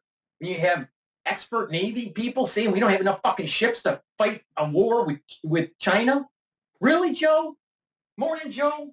Really, morning, Joe? Tax cuts for small business owners, for entrepreneurs, for first-time home buyers, and you can go on and on. She's in her closing speeches, instead of talking about executing political help first-time homeowners, giving them a $25,000 or $50,000 boost to be able to purchase that home, through some tax credits or whatever. Don't you think that's going to be inflationary? Because if you're selling a property and you know that people that are going to be out there buying are now going to have $25,000 more, you're probably going to raise your price $30,000. The same thing happened with tuition. The moment that more and more government loans were available, the amount that a government loan was available, tuition for universities went up at the private school level and at the state school level. It's highly correlated. Liberalism doesn't work. Opponent, she's talking about consensus, compromise, moving to the center, bringing people that may disagree with her to the center, to the table, to talk and to forge consensus. Do you expect more? Who do you think really is more of a... Trump wants to just make deals. He wants to talk. He wants to make a deal. And he doesn't care if they're Republican or Democrat. That's just his nature. He wants to create... He works with chaos, and he wants to just make deals and make move the ball forward on everything. Who do you think is going to be a better deal maker when it comes to global trade or even compromise with some sort of domestic policy? Harris or Trump? Trump, his whole life, has been making deals. His whole life, his whole adulthood life. While a big part of the adulthood life for Kamala was being on her knees and using her mouth.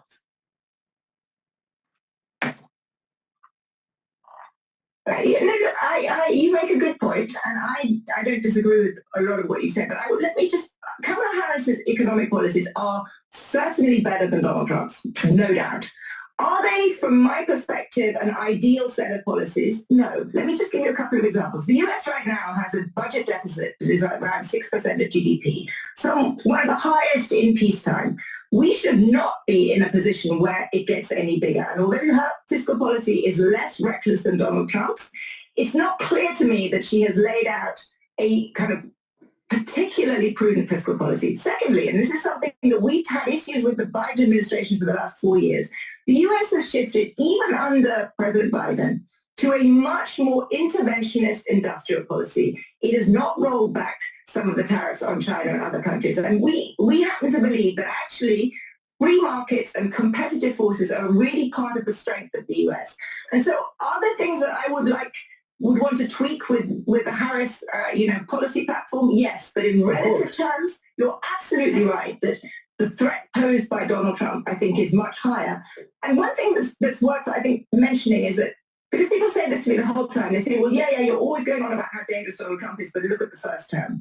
It is possible that he doesn't do all of the things that he says, but supporting a candidate on the basis that they're not going to do what they say they're going to do seems to me to be a somewhat illogical position to take.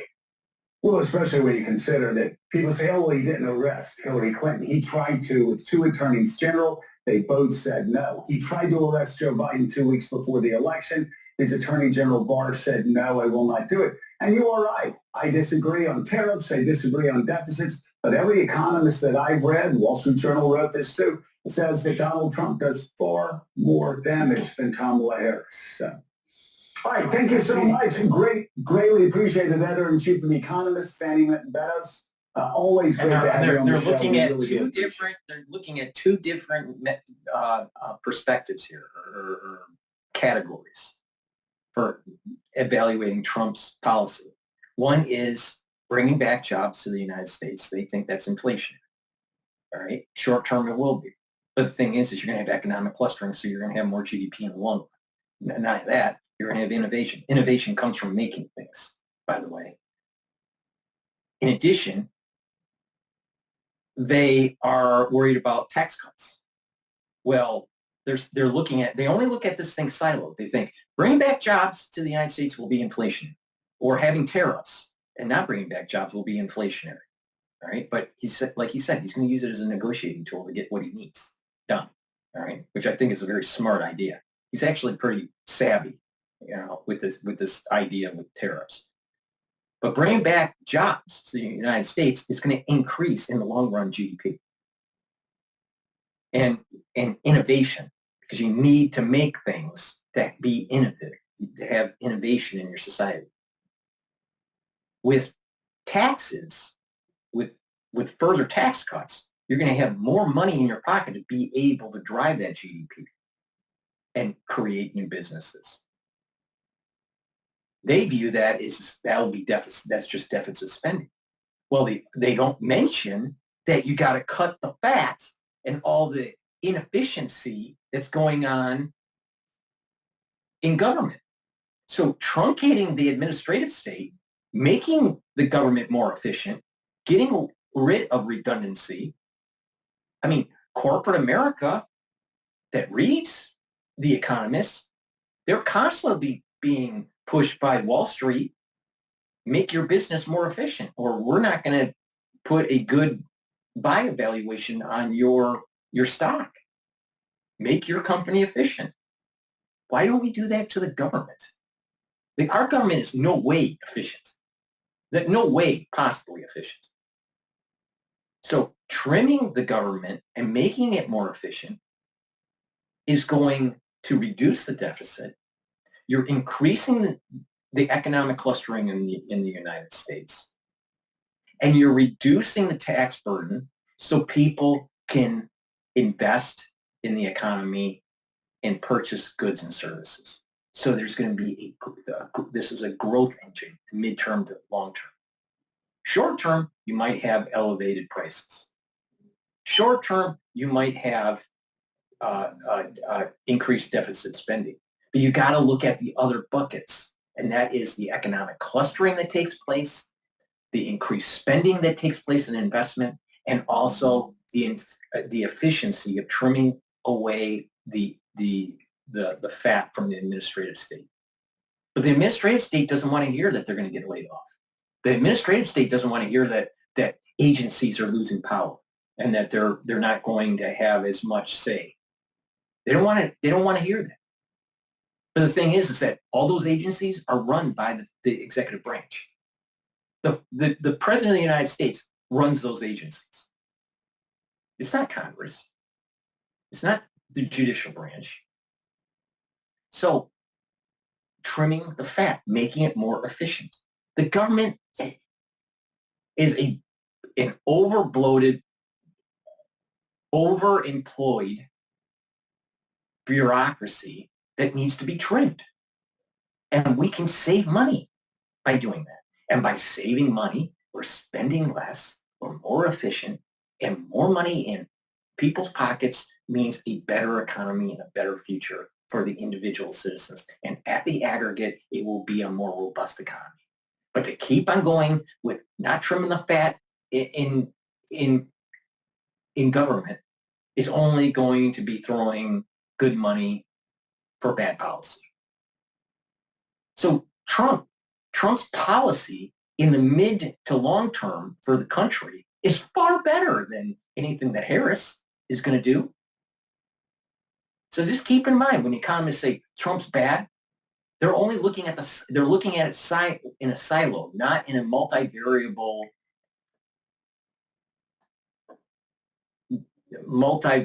calculus kind of approach. All right. And when you look at it, the net present value of Trump's policies to Harris's policies, the country will be better off with Trump. Why? Because of the economic clustering, bureaucratic inefficiency would be trimmed away, and people will have more money in their pocket because of lower taxes. Why should we continue to have taxes? Why? Getting just granular with NATO. The European nations should be paying their way. Period. Now, this whole subsidy stuff that's going on, even in domestic, produce, big ag, that needs to be trimmed out too. These big corporations that are affecting the food supply and trying to create monopolies, they need to be regulated. But these big ag, they don't want to hear that. They want their lobbying power. So Trump's policies in the long run are far better than Harris's policies. But it is true, in the short run, tariffs can, depending on if there are substitutes, but can increase prices. But bringing manufacturing jobs back to America is going to make America's GDP debt ratio more in line to something that is feasible. We need economic clustering. They destroyed our economic clustering when they were shipping jobs away.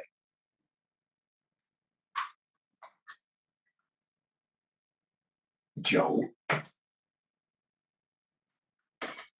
Thank you. God, I just can't say it. It's amazing. It's amazing. Just making that little statement, the economists don't like Trump. The economists don't like Trump.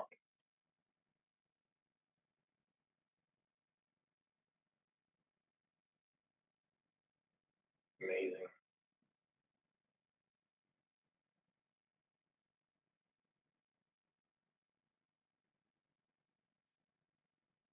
Okay, this is Al Jazeera that published 24 minutes ago about the election that I wanted to cover, but we missed it.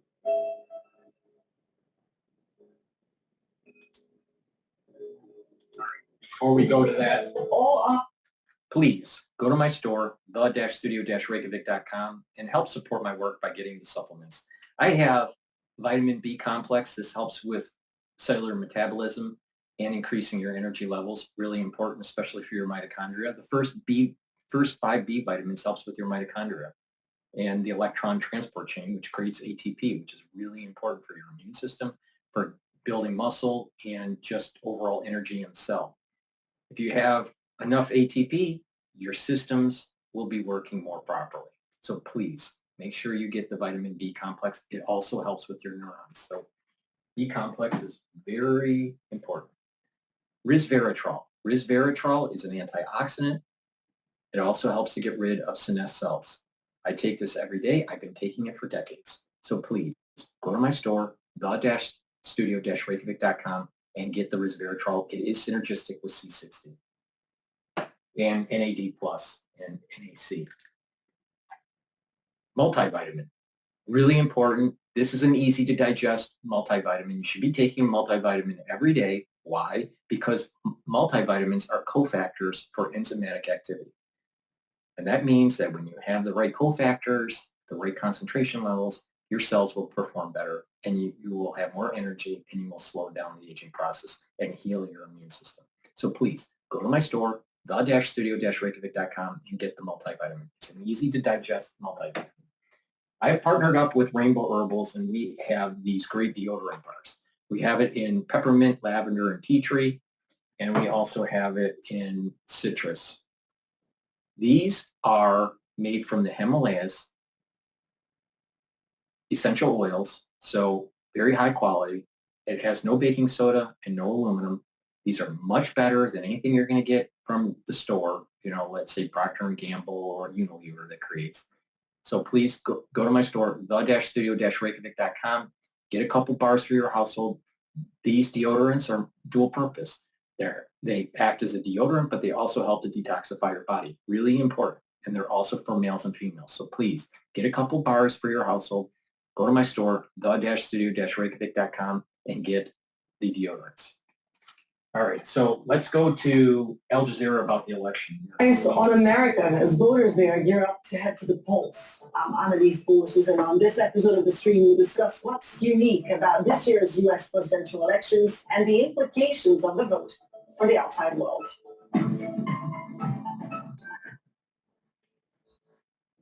The elections are right around the corner. Have you registered to vote? Kamala Harris. Is that big baby? Thank you. Yeah. Take it over, Eli. Yes, take it. We are voting for Kamala Harris and Tim Walz. In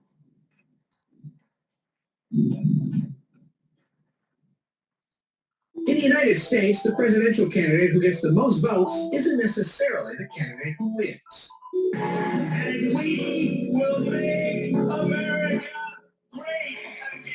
Always remember, when we fight, we win. 2024 has been a year of elections for almost half of the world's population, but no other vote will have been so closely followed as it. If anyone thinks that a popular vote should be the way our system works in a constitutional republic and the whole idea of states' rights, you're stupid, all right? The whole idea is that Electoral College gives power to the states to be able to circumvent high-density areas like New York and California. Because if you went to a popular vote, only density areas, which are typically Democrat, will be voting in the president and circumventing the say of low population states.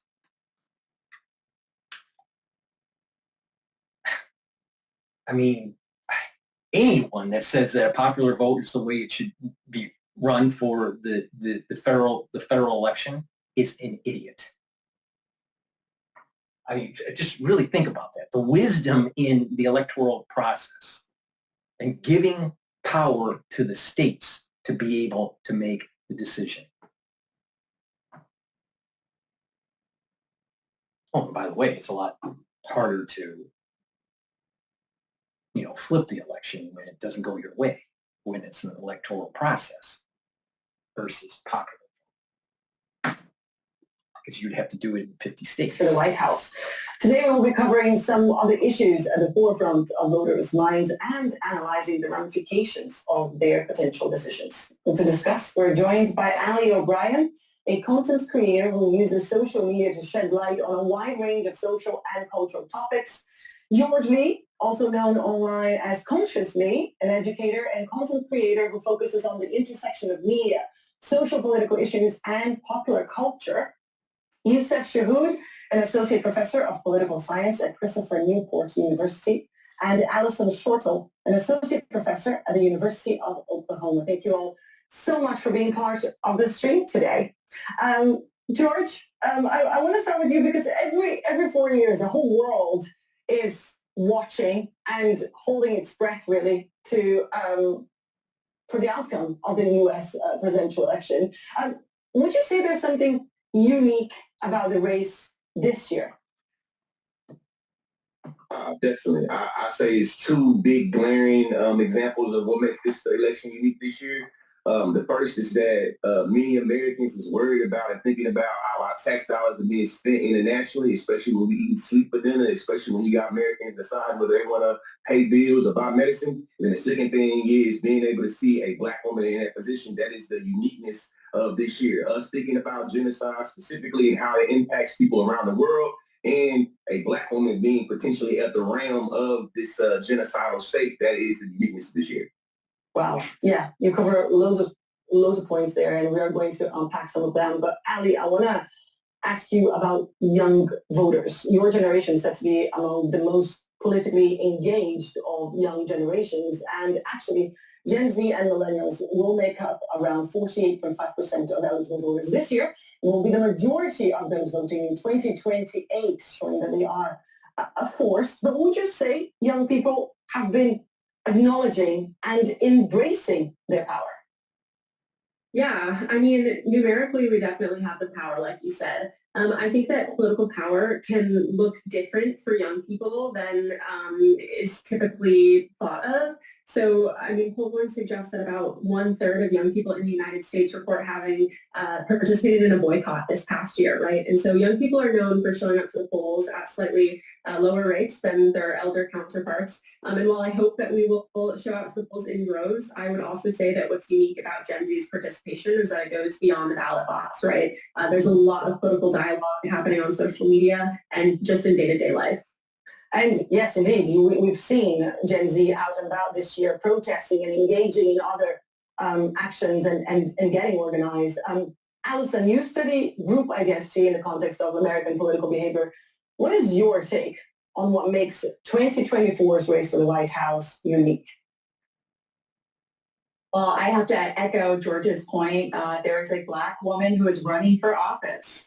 This not only is a historic first, but it's also a woman who identifies both as Black and Asian. So this is a very particularly interesting election where she's as much white as Black. She's as much Indian as white. She's as much Asian as Black. Basically, she's a hybrid of 4 different nationalities, to my understanding. That means that she's 25% this and 25% that. So why emphasize just the Black side? Because she's just as much white as Black. Why not just say a candidate that has a policy and experience to be able to elevate to the presidency, instead of trying to have these identity politics crap? It's not about women. This whole thing that's going on is DEI. It's DEI on steroids at an electoral process. She didn't even earn to be on the ticket. It was given to her. to see, is this going to be a candidate who is doubly marginalized and therefore is going to suffer from the vote? Or is she going to be able to marshal some of those identities in ways we've never seen before, because we've never seen someone like this run for office? Mm-hmm. It's interesting, isn't it? Because Kamala Harris is representing so many different identities, as you said, but also to her critics, she is such a big part of the establishment. And Youssef, I want to ask you about that because your research focuses on Muslim and Arab political attitudes and behavior, both in the U.S. and abroad.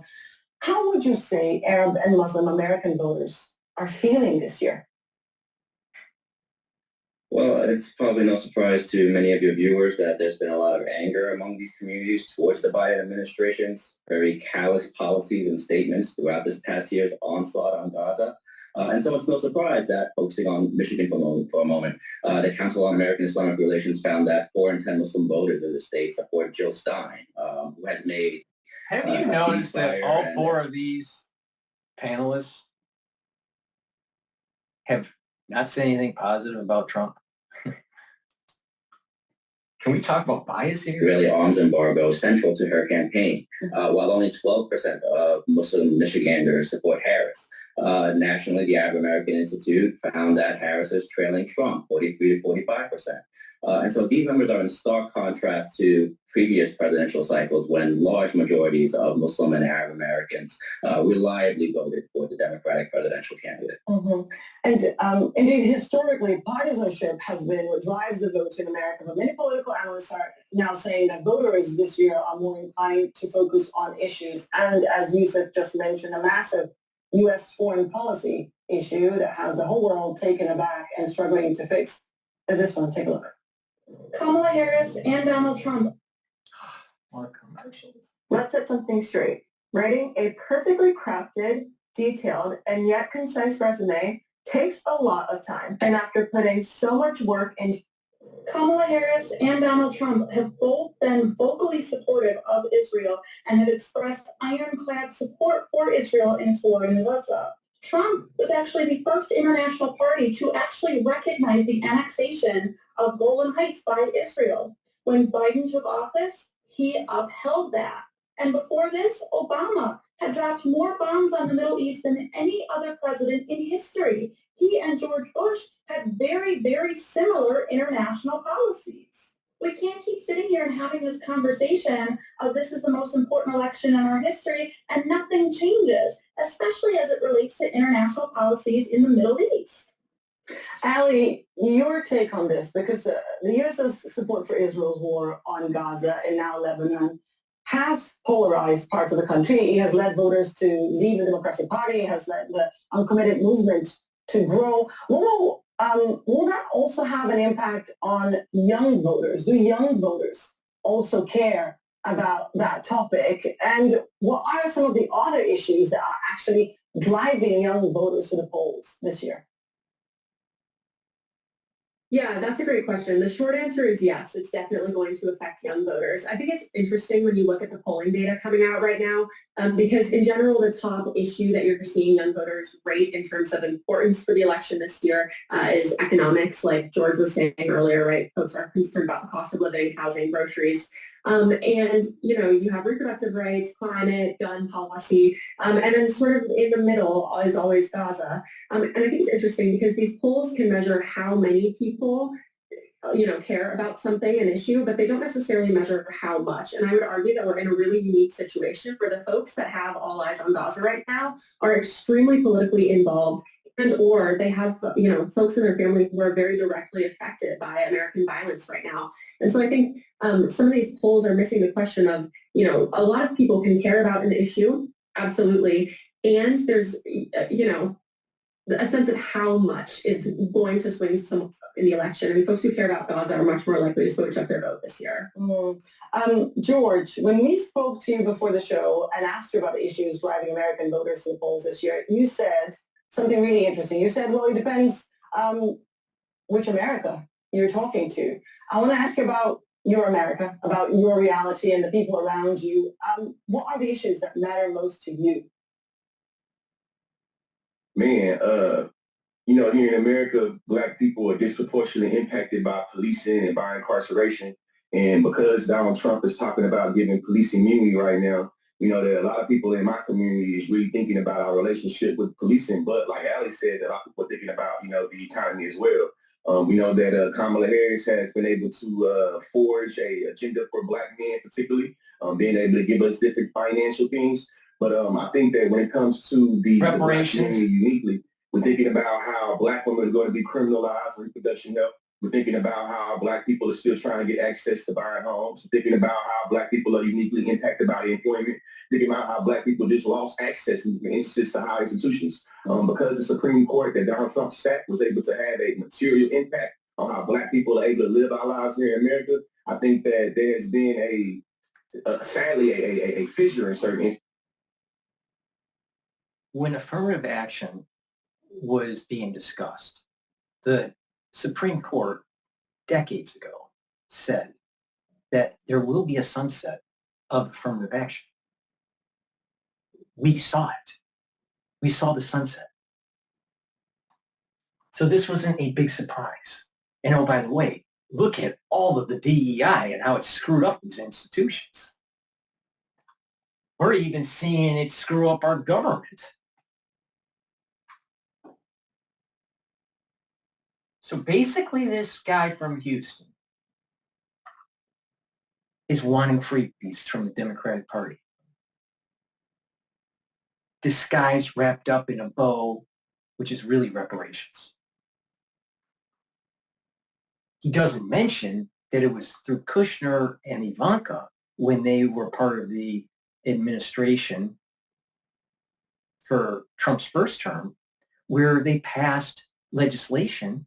They worked on legislation and had Congress pass the legislation, and Trump signed it into law, where there was prison reform for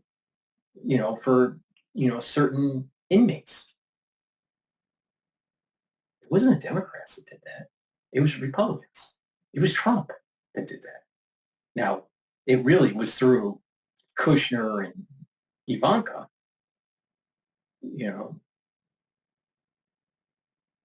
pushing Trump along on that. But it was his administration that did it. And don't you think that his America benefited from that? Of course. Now, let's not say, what Trump did, with prison reform and incarceration reform.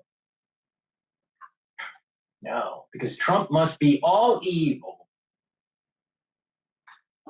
What about Harris being a tough prosecutor going after, the Black constituency? He didn't bring that up either. While she was a prosecutor in California. This guy is a dipshit. When it comes to what's going on in my community and what's happening in the world. A few months ago, there was a very ugly conversation happening on the internet amongst Black people and Palestinians here in America. And what we were able to see is that there was a lot of solidarity and coalitions that were broken apart. What's happening is there's an alignment with the BLM movement and this whole pro-Palestinian movement, pro-Hamas movement. There's an alignment. And if Trump wins, BLM, pro-Palestinian movements are going to pop up with protests and rioting in the United States. Trust me on that. It's going to happen. All right? But he hasn't said anything yet out of his mouth about the genocide that's going on in Africa. Black Lives Matter? Really? Why aren't you focused on what's going on in your home continent that you're from? I don't think the average Black person. So what's happening? The average Black person doesn't give a damn about what's going on in Gaza. Get real. Get real. They're more worried about day-to-day life, not getting shot when they're going to the grocery store.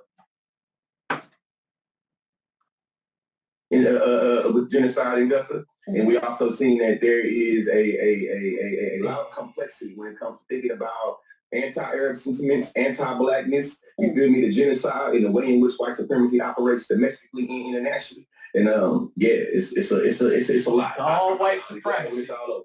Yeah, You just mentioned there a few. No, white supremacy. It's all white supremacy. Now think about the way this guy dresses. All right. Do you think he's going to be able to get a good job looking like that? No.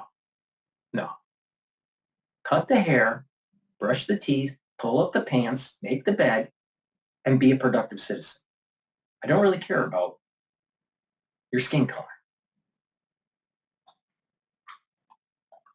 But he's got that smug face, he's got that smug look, right, with a little grin, thinking that he used the white supremacy trope.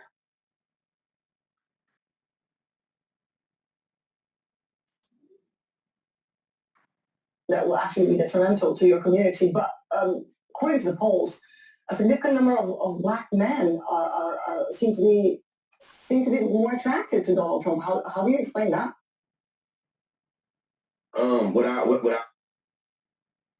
Hey everybody. Look, Otter is one of my absolute favorite new platforms to leverage to make myself as efficient as possible. Like, what I know is that power is always already, I'm gonna call it, it's seductive.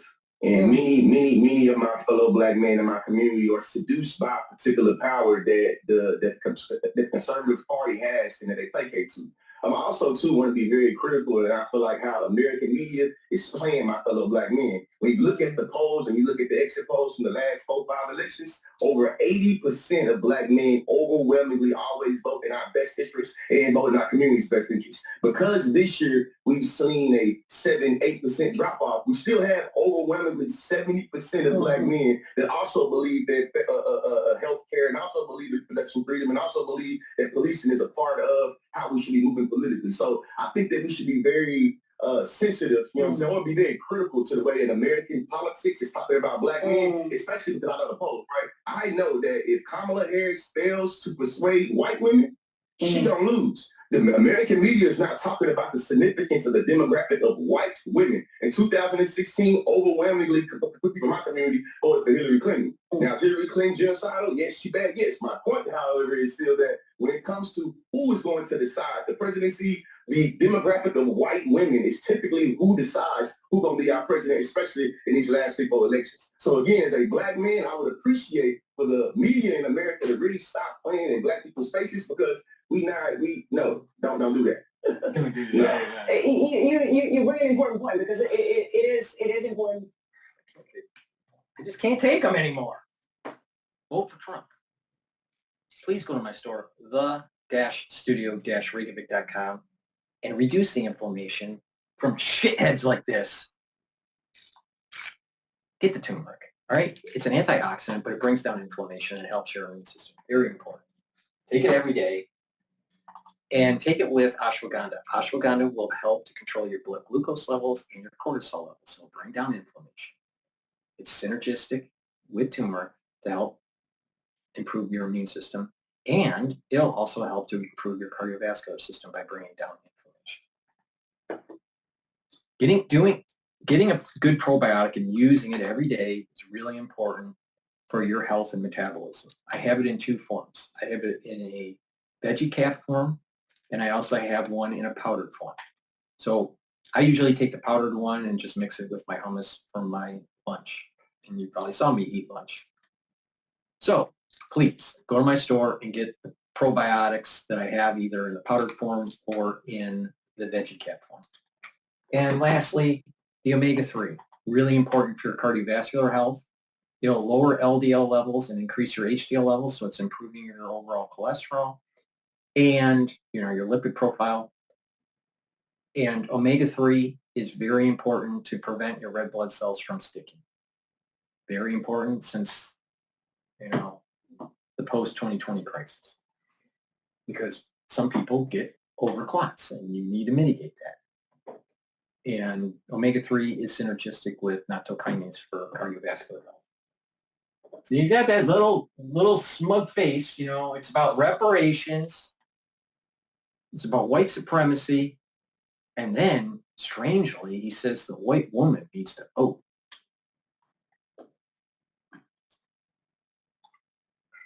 To make that distinction in terms of the percentage of black men gravitating towards Donald Trump. But Allison, on voters' blocks and how important they are, as George just said, white women are this big force.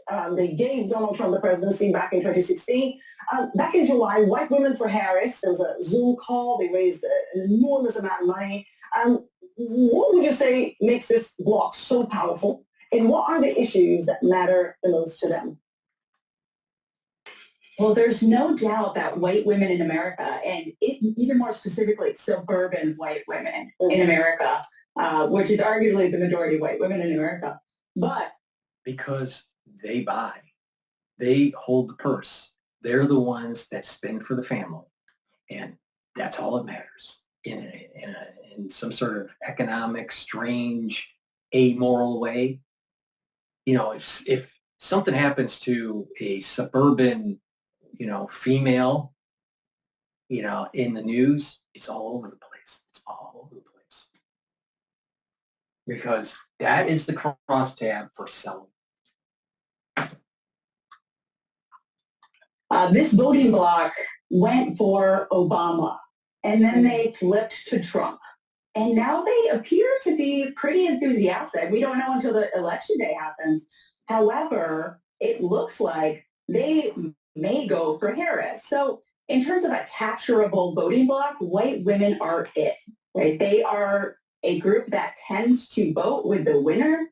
And I echo George's point once again that we can't continue to say this is all on Black voters and to look at these marginal drop-offs in where some Black voters tend to express themselves differently in one election, because the vast majority of Black voters are voting for the Democratic Party for various and assorted reasons having to do with either linked fate, like the sense that their fates are tied, or social pressure.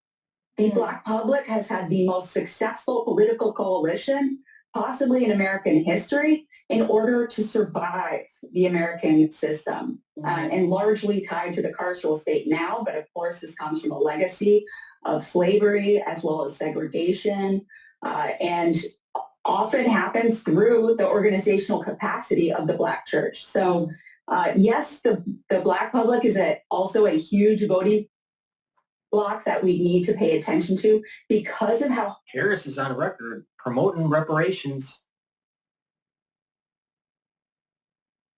I'm telling you, reparations are going to destroy this country. highly organized they are and how effective Black voters are at getting to the polls. But white women, and particularly in these suburban areas of swing states, I'm looking at Pennsylvania, I'm looking at Michigan. These are the people who I do believe are very important in driving that vote in the places that matter during this election. I want to bring another point. I wonder if these white women in suburbia will actually be watching, as we've seen, an increasing number of heavyweight celebrities like Elon Musk, Taylor Swift, Beyonce, throwing their support behind Trump and Harris. But not everyone thinks this is necessarily a good thing for America. Take a look, and then I'll get your reaction, Alison. In what world?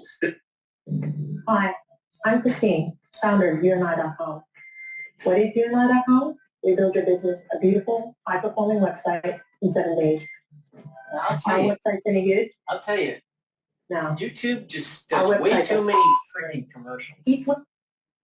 In what world does it make any type of sense that a celebrity who has multiple millions of dollars, who lives in a multi-million-dollar home, private chefs, right, security, in what world does it make sense that they could come out and be like, hey, we think that you should really go vote for this person? So it is the fakest thing to me.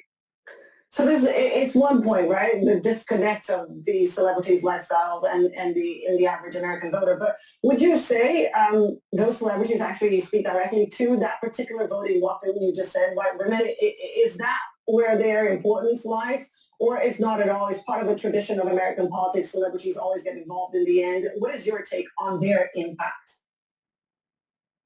Well, I'll be honest, they don't have much of an impact. They can have a very targeted impact amongst their fans. So take Taylor Swift.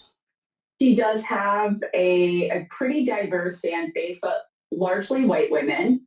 And among her fans, are we getting any more people mobilized for a singular election because Taylor Swift endorses Harris? Probably not. We do see spikes in registration, but that's in light of a very dominant debate performance as well. So we can't really tease out the enthusiasm of all of those things happening all at once. But what we do know, or at least what I've done in my own research, I conducted an experiment before Taylor Swift actually put out her endorsement on Instagram. And what I did is I, with a couple of collaborators, gave them a social media post with Swift endorsing the Democrats, say a mobilization message of go vote for Democrats versus a generic go vote message. And what I found in this experiment is that people who were exposed to the partisan message were largely unaffected by it. Trump voters were unaffected by it. Harris voters were unaffected by it. Who was affected by it? Swift fans who were undecided voters. And how were they affected? They were demobilized. This is a marginal effect, really, because how many undecided Swift voters are there, especially given how liberal Swift's politics are? You know, not many people know what they're getting when they sign up for Swift. But it does speak to this idea that people don't necessarily want their entertainment to be infused with political contentiousness. You know, they just want to have fun. So they tend to not really care about celebrity endorsements, or if they do pay attention to them at all, it could be demobilizing for some of those fans who want nothing to do with it. And yet the whole media is so interested in it. It's fascinating. George was there for Beyonce's endorsement of Harris. And George, I could not help but notice some of the comments on your Instagram post. For example, this one particular comment that said, representation politics is going to kill us all. I saw a sign from a black woman in the U.S. that said, dream bigger than a black woman president committing genocide, and I couldn't agree more. What are your thoughts, George, on this, on representation politics, but also on what Kamala, again, represents part of the system? Yeah, I feel like it's a lot of nuance that I would bring to it. I would start by saying that having black faces in high spaces is not enough for the progression or the liberation that we're looking for here in America. And I think that the inherent nature of the presidency, to me, I would argue, it's about imperialism. If you sign up to be the president or you're going to be the president, you have to be able to placate how you're going to be able to expand the American empire. So just because we have a black woman sitting in the position of the presidency, it doesn't mean that we foreclose on being critical or critiquing how in which Kamala Harris is perpetuating, you feel me, this genocide on Palestinian people. But that being said, though, I recognize that there are multiple things on this ballot. You see what I'm saying? And as a black person in America that recognizes that black folks ain't never been able to have a perfect candidate. As a matter of fact, most of the times black people have gone to the ballot, we've always had to vote for a racist, hoping that they can mitigate racial violence. I'll give you an example. Lyndon B. Johnson, president that was able to pass the civil rights bill. All black folks, so they know in my community that he was racist. You feel me? But it doesn't negate that he was able to pass a policy to mitigate how racism operates. With that being said, I think that it's not just Kamala Harris or the Democratic Party is implicated in the genocide of Palestinians. You know, going back to Harry Truman, going up to President Truman, we know that there's always been a president that felt like the way in which Israel exists should always have to have hegemonic presence over the entire world. I think that right now there are a lot of black people that have been put in a position to think about how much do they prioritize our domestic comfort over the international violence that America is wreaking. But also for me being very critical is that I think that it's going to be a misnomer and a bit pathological to shoulder the entire of the American empire violence on Vice President Kamala Harris. Now, do I think she's implicated in being able to say, I want a ceasefire, I don't want a ceasefire? Well, we need that. But being able to say that because she's vice president, that this means that she has to shoulder, you feel me, the entire status quo of violence, I think that it's a bit unfair. But I don't think that Kamala Harris is immune from criticism. I think that to me it means something. If we talk about black people being in position and then a black person getting in that position and they operate just like the white person did. To me, it starts to bring in what is the uniqueness of having this black person in position. So ending this answer by again stating having black faces in high spaces is not enough. And just because a black woman is going to occupy the position of being president, it don't mean that we can't be critical of what this black woman is doing. Free Palestine. Pre-Palestine. As we said at the start, perhaps one of the... Please go to my store, the-studio-reykjavik.com, and take this health supplement. It's a liquid. It's a structural nanosilver liquid. It's max 35, or you can take the max 14. Take a teaspoon a day, swish it in your mouth, gargle with it 20 seconds or so, and swallow it. What this does is it'll neutralize pathogens and maintain the mucosal barrier within your oral cavity. So please, go to my store, take a teaspoon of this a day. If you're not feeling well because of the cold season, take a tablespoon or two a day. All right? But you should be taking this every day just to maintain a good mucosal barrier and to neutralize pathogens and improve your oral health. So please go to my store, the-studio-reykjavik.com, get the max 35 or the max 14. It's really important to detoxify your body from heavy metals, toxins, chemicals, even forever chemicals, all right? Zeolite, this zeolite from my store, the-studio-reykjavik.com, will soak up those heavy metals, chemicals, and toxins. You can take this year-round, take just a couple drops underneath your tongues, drink it with filtered water, and you can do that every day, all right, year-round. Some people, they want to detoxify their body, not year-round, but maybe once or twice a year. And to do that, take a few drops underneath your tongue each day with, drink it with filtered water, and then, just use up the bottle and do that once or twice a year. It's up to you. But the thing is detoxify your body. You also need to mitigate the exposure to these chemicals by making sure you filter your water and make sure that you stop eating processed foods and improve where you're getting your food. Okay? So mitigate by improving your water supply and your food supply, but also detoxify by taking the zeolite. This is a great product. Please go to my store, the-studio-reykjavik.com, to get rid of heavy metals, toxins, and chemicals, including forever chemicals. I have C60, which is a very strong antioxidant, all right? Take a teaspoon of it a day. You can get it in extra virgin olive oil, MCT coconut oil, or avocado oil. C60 is a molecule that is 60 carbons that soak up free radicals.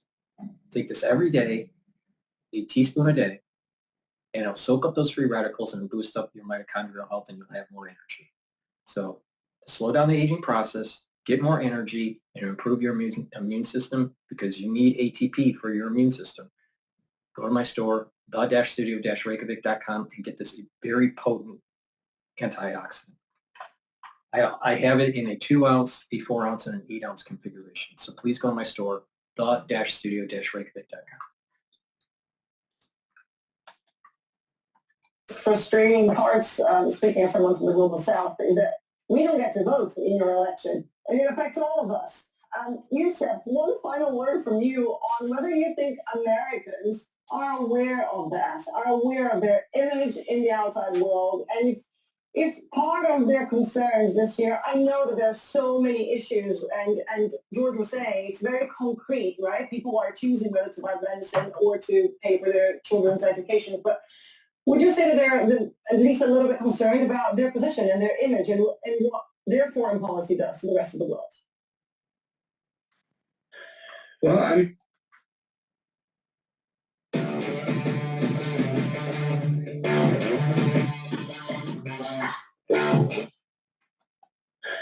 Well, many Americans are just as disturbed by, their country's kind of unquestioning support for Israel beyond just Arabs and Muslims. People of color, younger Americans are especially in favor of a change in policy towards Israel and in, a step back from the kind of imperial positioning that America has had for, ever.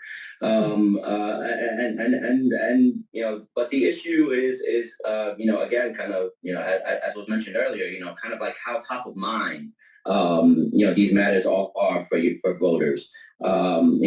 Frankly, foreign policy just simply doesn't register quite highly among the issues that Americans care about when they go into that ballot, when they go to cast their ballot. And this is especially the case when, you're not talking about kind of boots on the ground, even though, we've had kind of shadow boots on the ground in a lot of places across the globe. And so, the issues that Americans, do find kind of top of mind are the issues that I've mentioned, the economy, abortion, immigration. And to some extent, though, I gotta say, I actually don't blame Americans all that much for, not having this top of mind. How can we when, we've had this kind of Orientalist kind of veil put over us for, generations now. And so, this moment really kind of speaks to the fact that we have a lot of work to do to kind of help Americans kind of unlearn these kind of Orientalist defaults that have been set, by the establishment for so many generations. Perhaps that this vote will be the start of that. Yusuf, Allison, Ali, and George, thank you so much for your time. Thank you for being part of this stream today. And thank you all for tuning in. So Trump can't do anything right, and white males are at fault, right? That's what the broadcast basically said. Please go to my store, the-studio-reykjavik.com, and get the digestive enzyme complex. This helps to break down carbohydrates, lipids, protein. It reduces the stress on your pancreas, especially when you get older, because your pancreas is what creates the enzymes to digest food. So taking a supplement will help that. In addition, if you work out, you need to fuel your body and to recover, and taking the digestive enzyme complex will help with your recovery if you're an athlete. And this has enzymes to break up glycoproteins, and it has bromelain that is fibrinolytic, which will help to break up clots, so to break up clot formation. So please go to my store, the-studio-reykjavik.com, and get this dual-purpose product.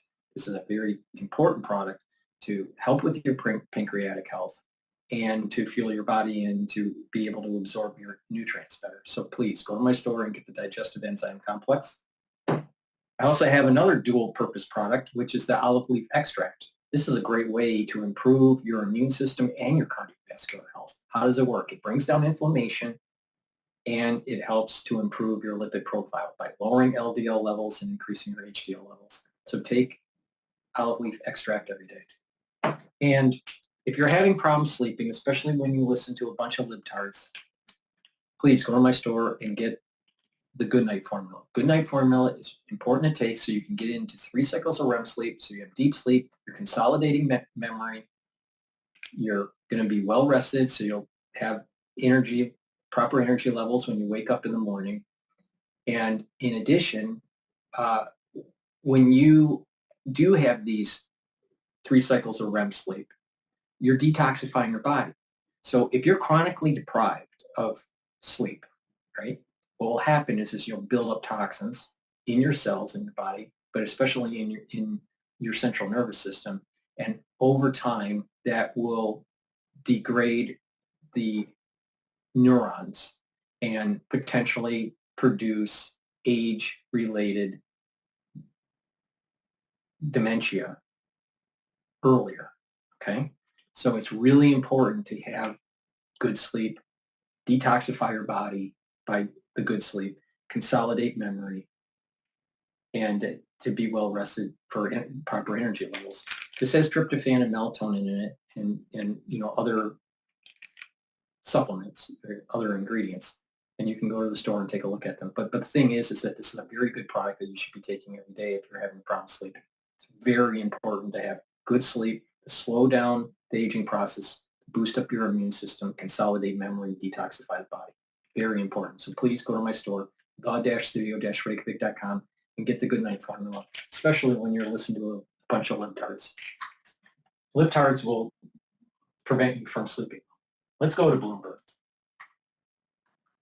Real buying power up for working households. Now, our work is not done. Joe, we've talked about this a lot. We have to continue our cross-cutting agenda in housing, in childcare, in healthcare, in prescription drugs, and we have to defend that agenda against those who would repeal it pushing prices in exactly the wrong direction. We heard from the Donald Trump campaign a response to the job market this morning. Jared, it does not make mention of hurricanes, but it says in a single month, Kamala's failed economic agenda wiped out nearly 30,000 private sector jobs, nearly 50,000 manufacturing jobs. Working families, it goes on to say, are being ripped off by the Harris-Biden economic agenda. Kamala broke the economy. You can respond to that as you will, but I wonder if the Harris-Biden economic agenda includes the weather. I don't do electoral politics. I need to stay out of that. I will say the following.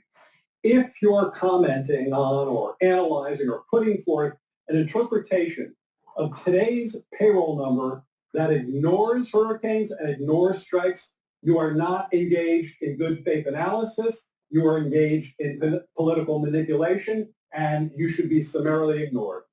That said, no hurricanes, and potentially, as we're reading today, progress in the Boeing strike. That's amazing. Jobs report looked like one. Yeah, it's a great point. So, wait, this clown basically saying that if you don't, do proper analysis, you shouldn't be paid attention to. This is the clown that couldn't tell you when he was asked on how the Federal Reserve prints money. And he's a fucking economist. What a jackass. Let me rewind. I just can't take these people anymore. I just can't take them. Political manipulation, and you should be summarily ignored. That said, no hurricanes, and potentially, as we're reading today, progress in the Boeing strike, Jared, would make next jobs report look like one. Yeah, it's a great point. So we know we have an agreement between the machinists and the machinists, I should say the union leadership and the management for a vote on Monday. It is, of course, up to the rank and file to decide whether they approve that new contract, but that is a good news of progress in that area. One of the things we showed today, you guys would love this, so you should go check. Hold on. What's his title? A good news of progress in that area.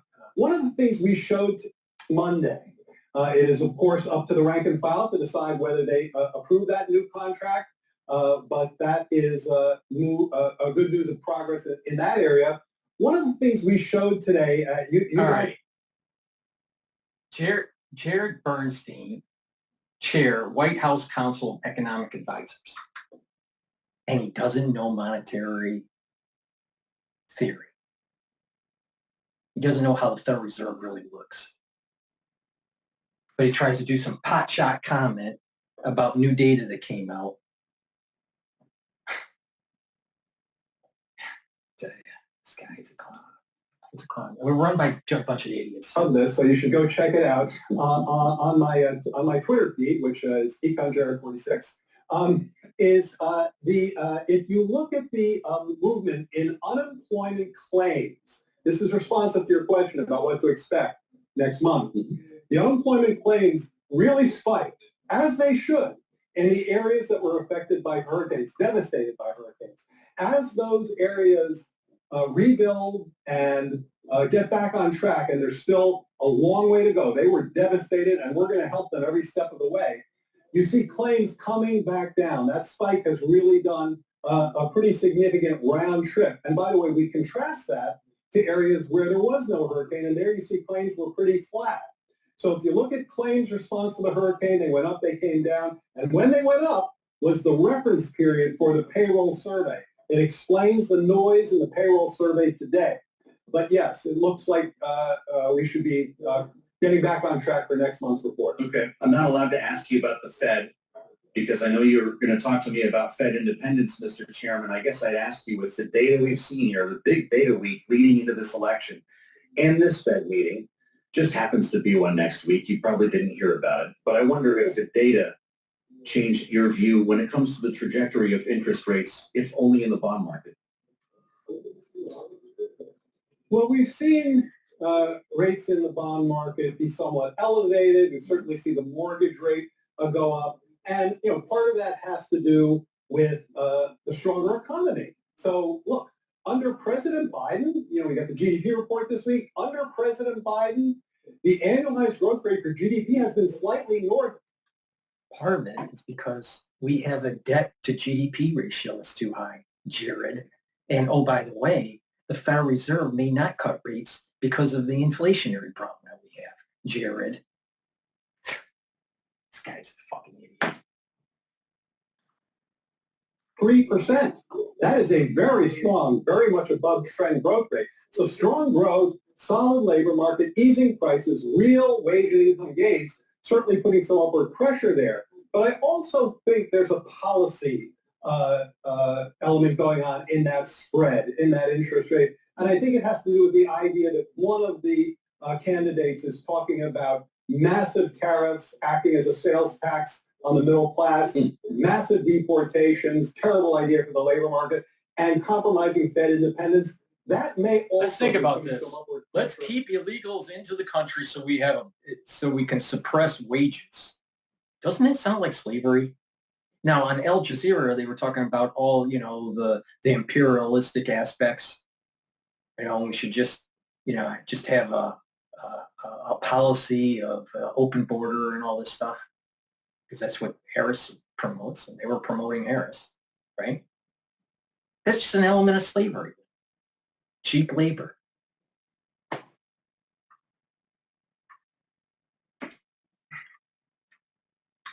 Rates, and I think that's just a sign of some of those destructive ideas. Wow. Analysis from the chairman. What a treat. Jared Bernstein, great to see you, sir, chair of the White House Council of Economic Advisors. From Analysis by Jared.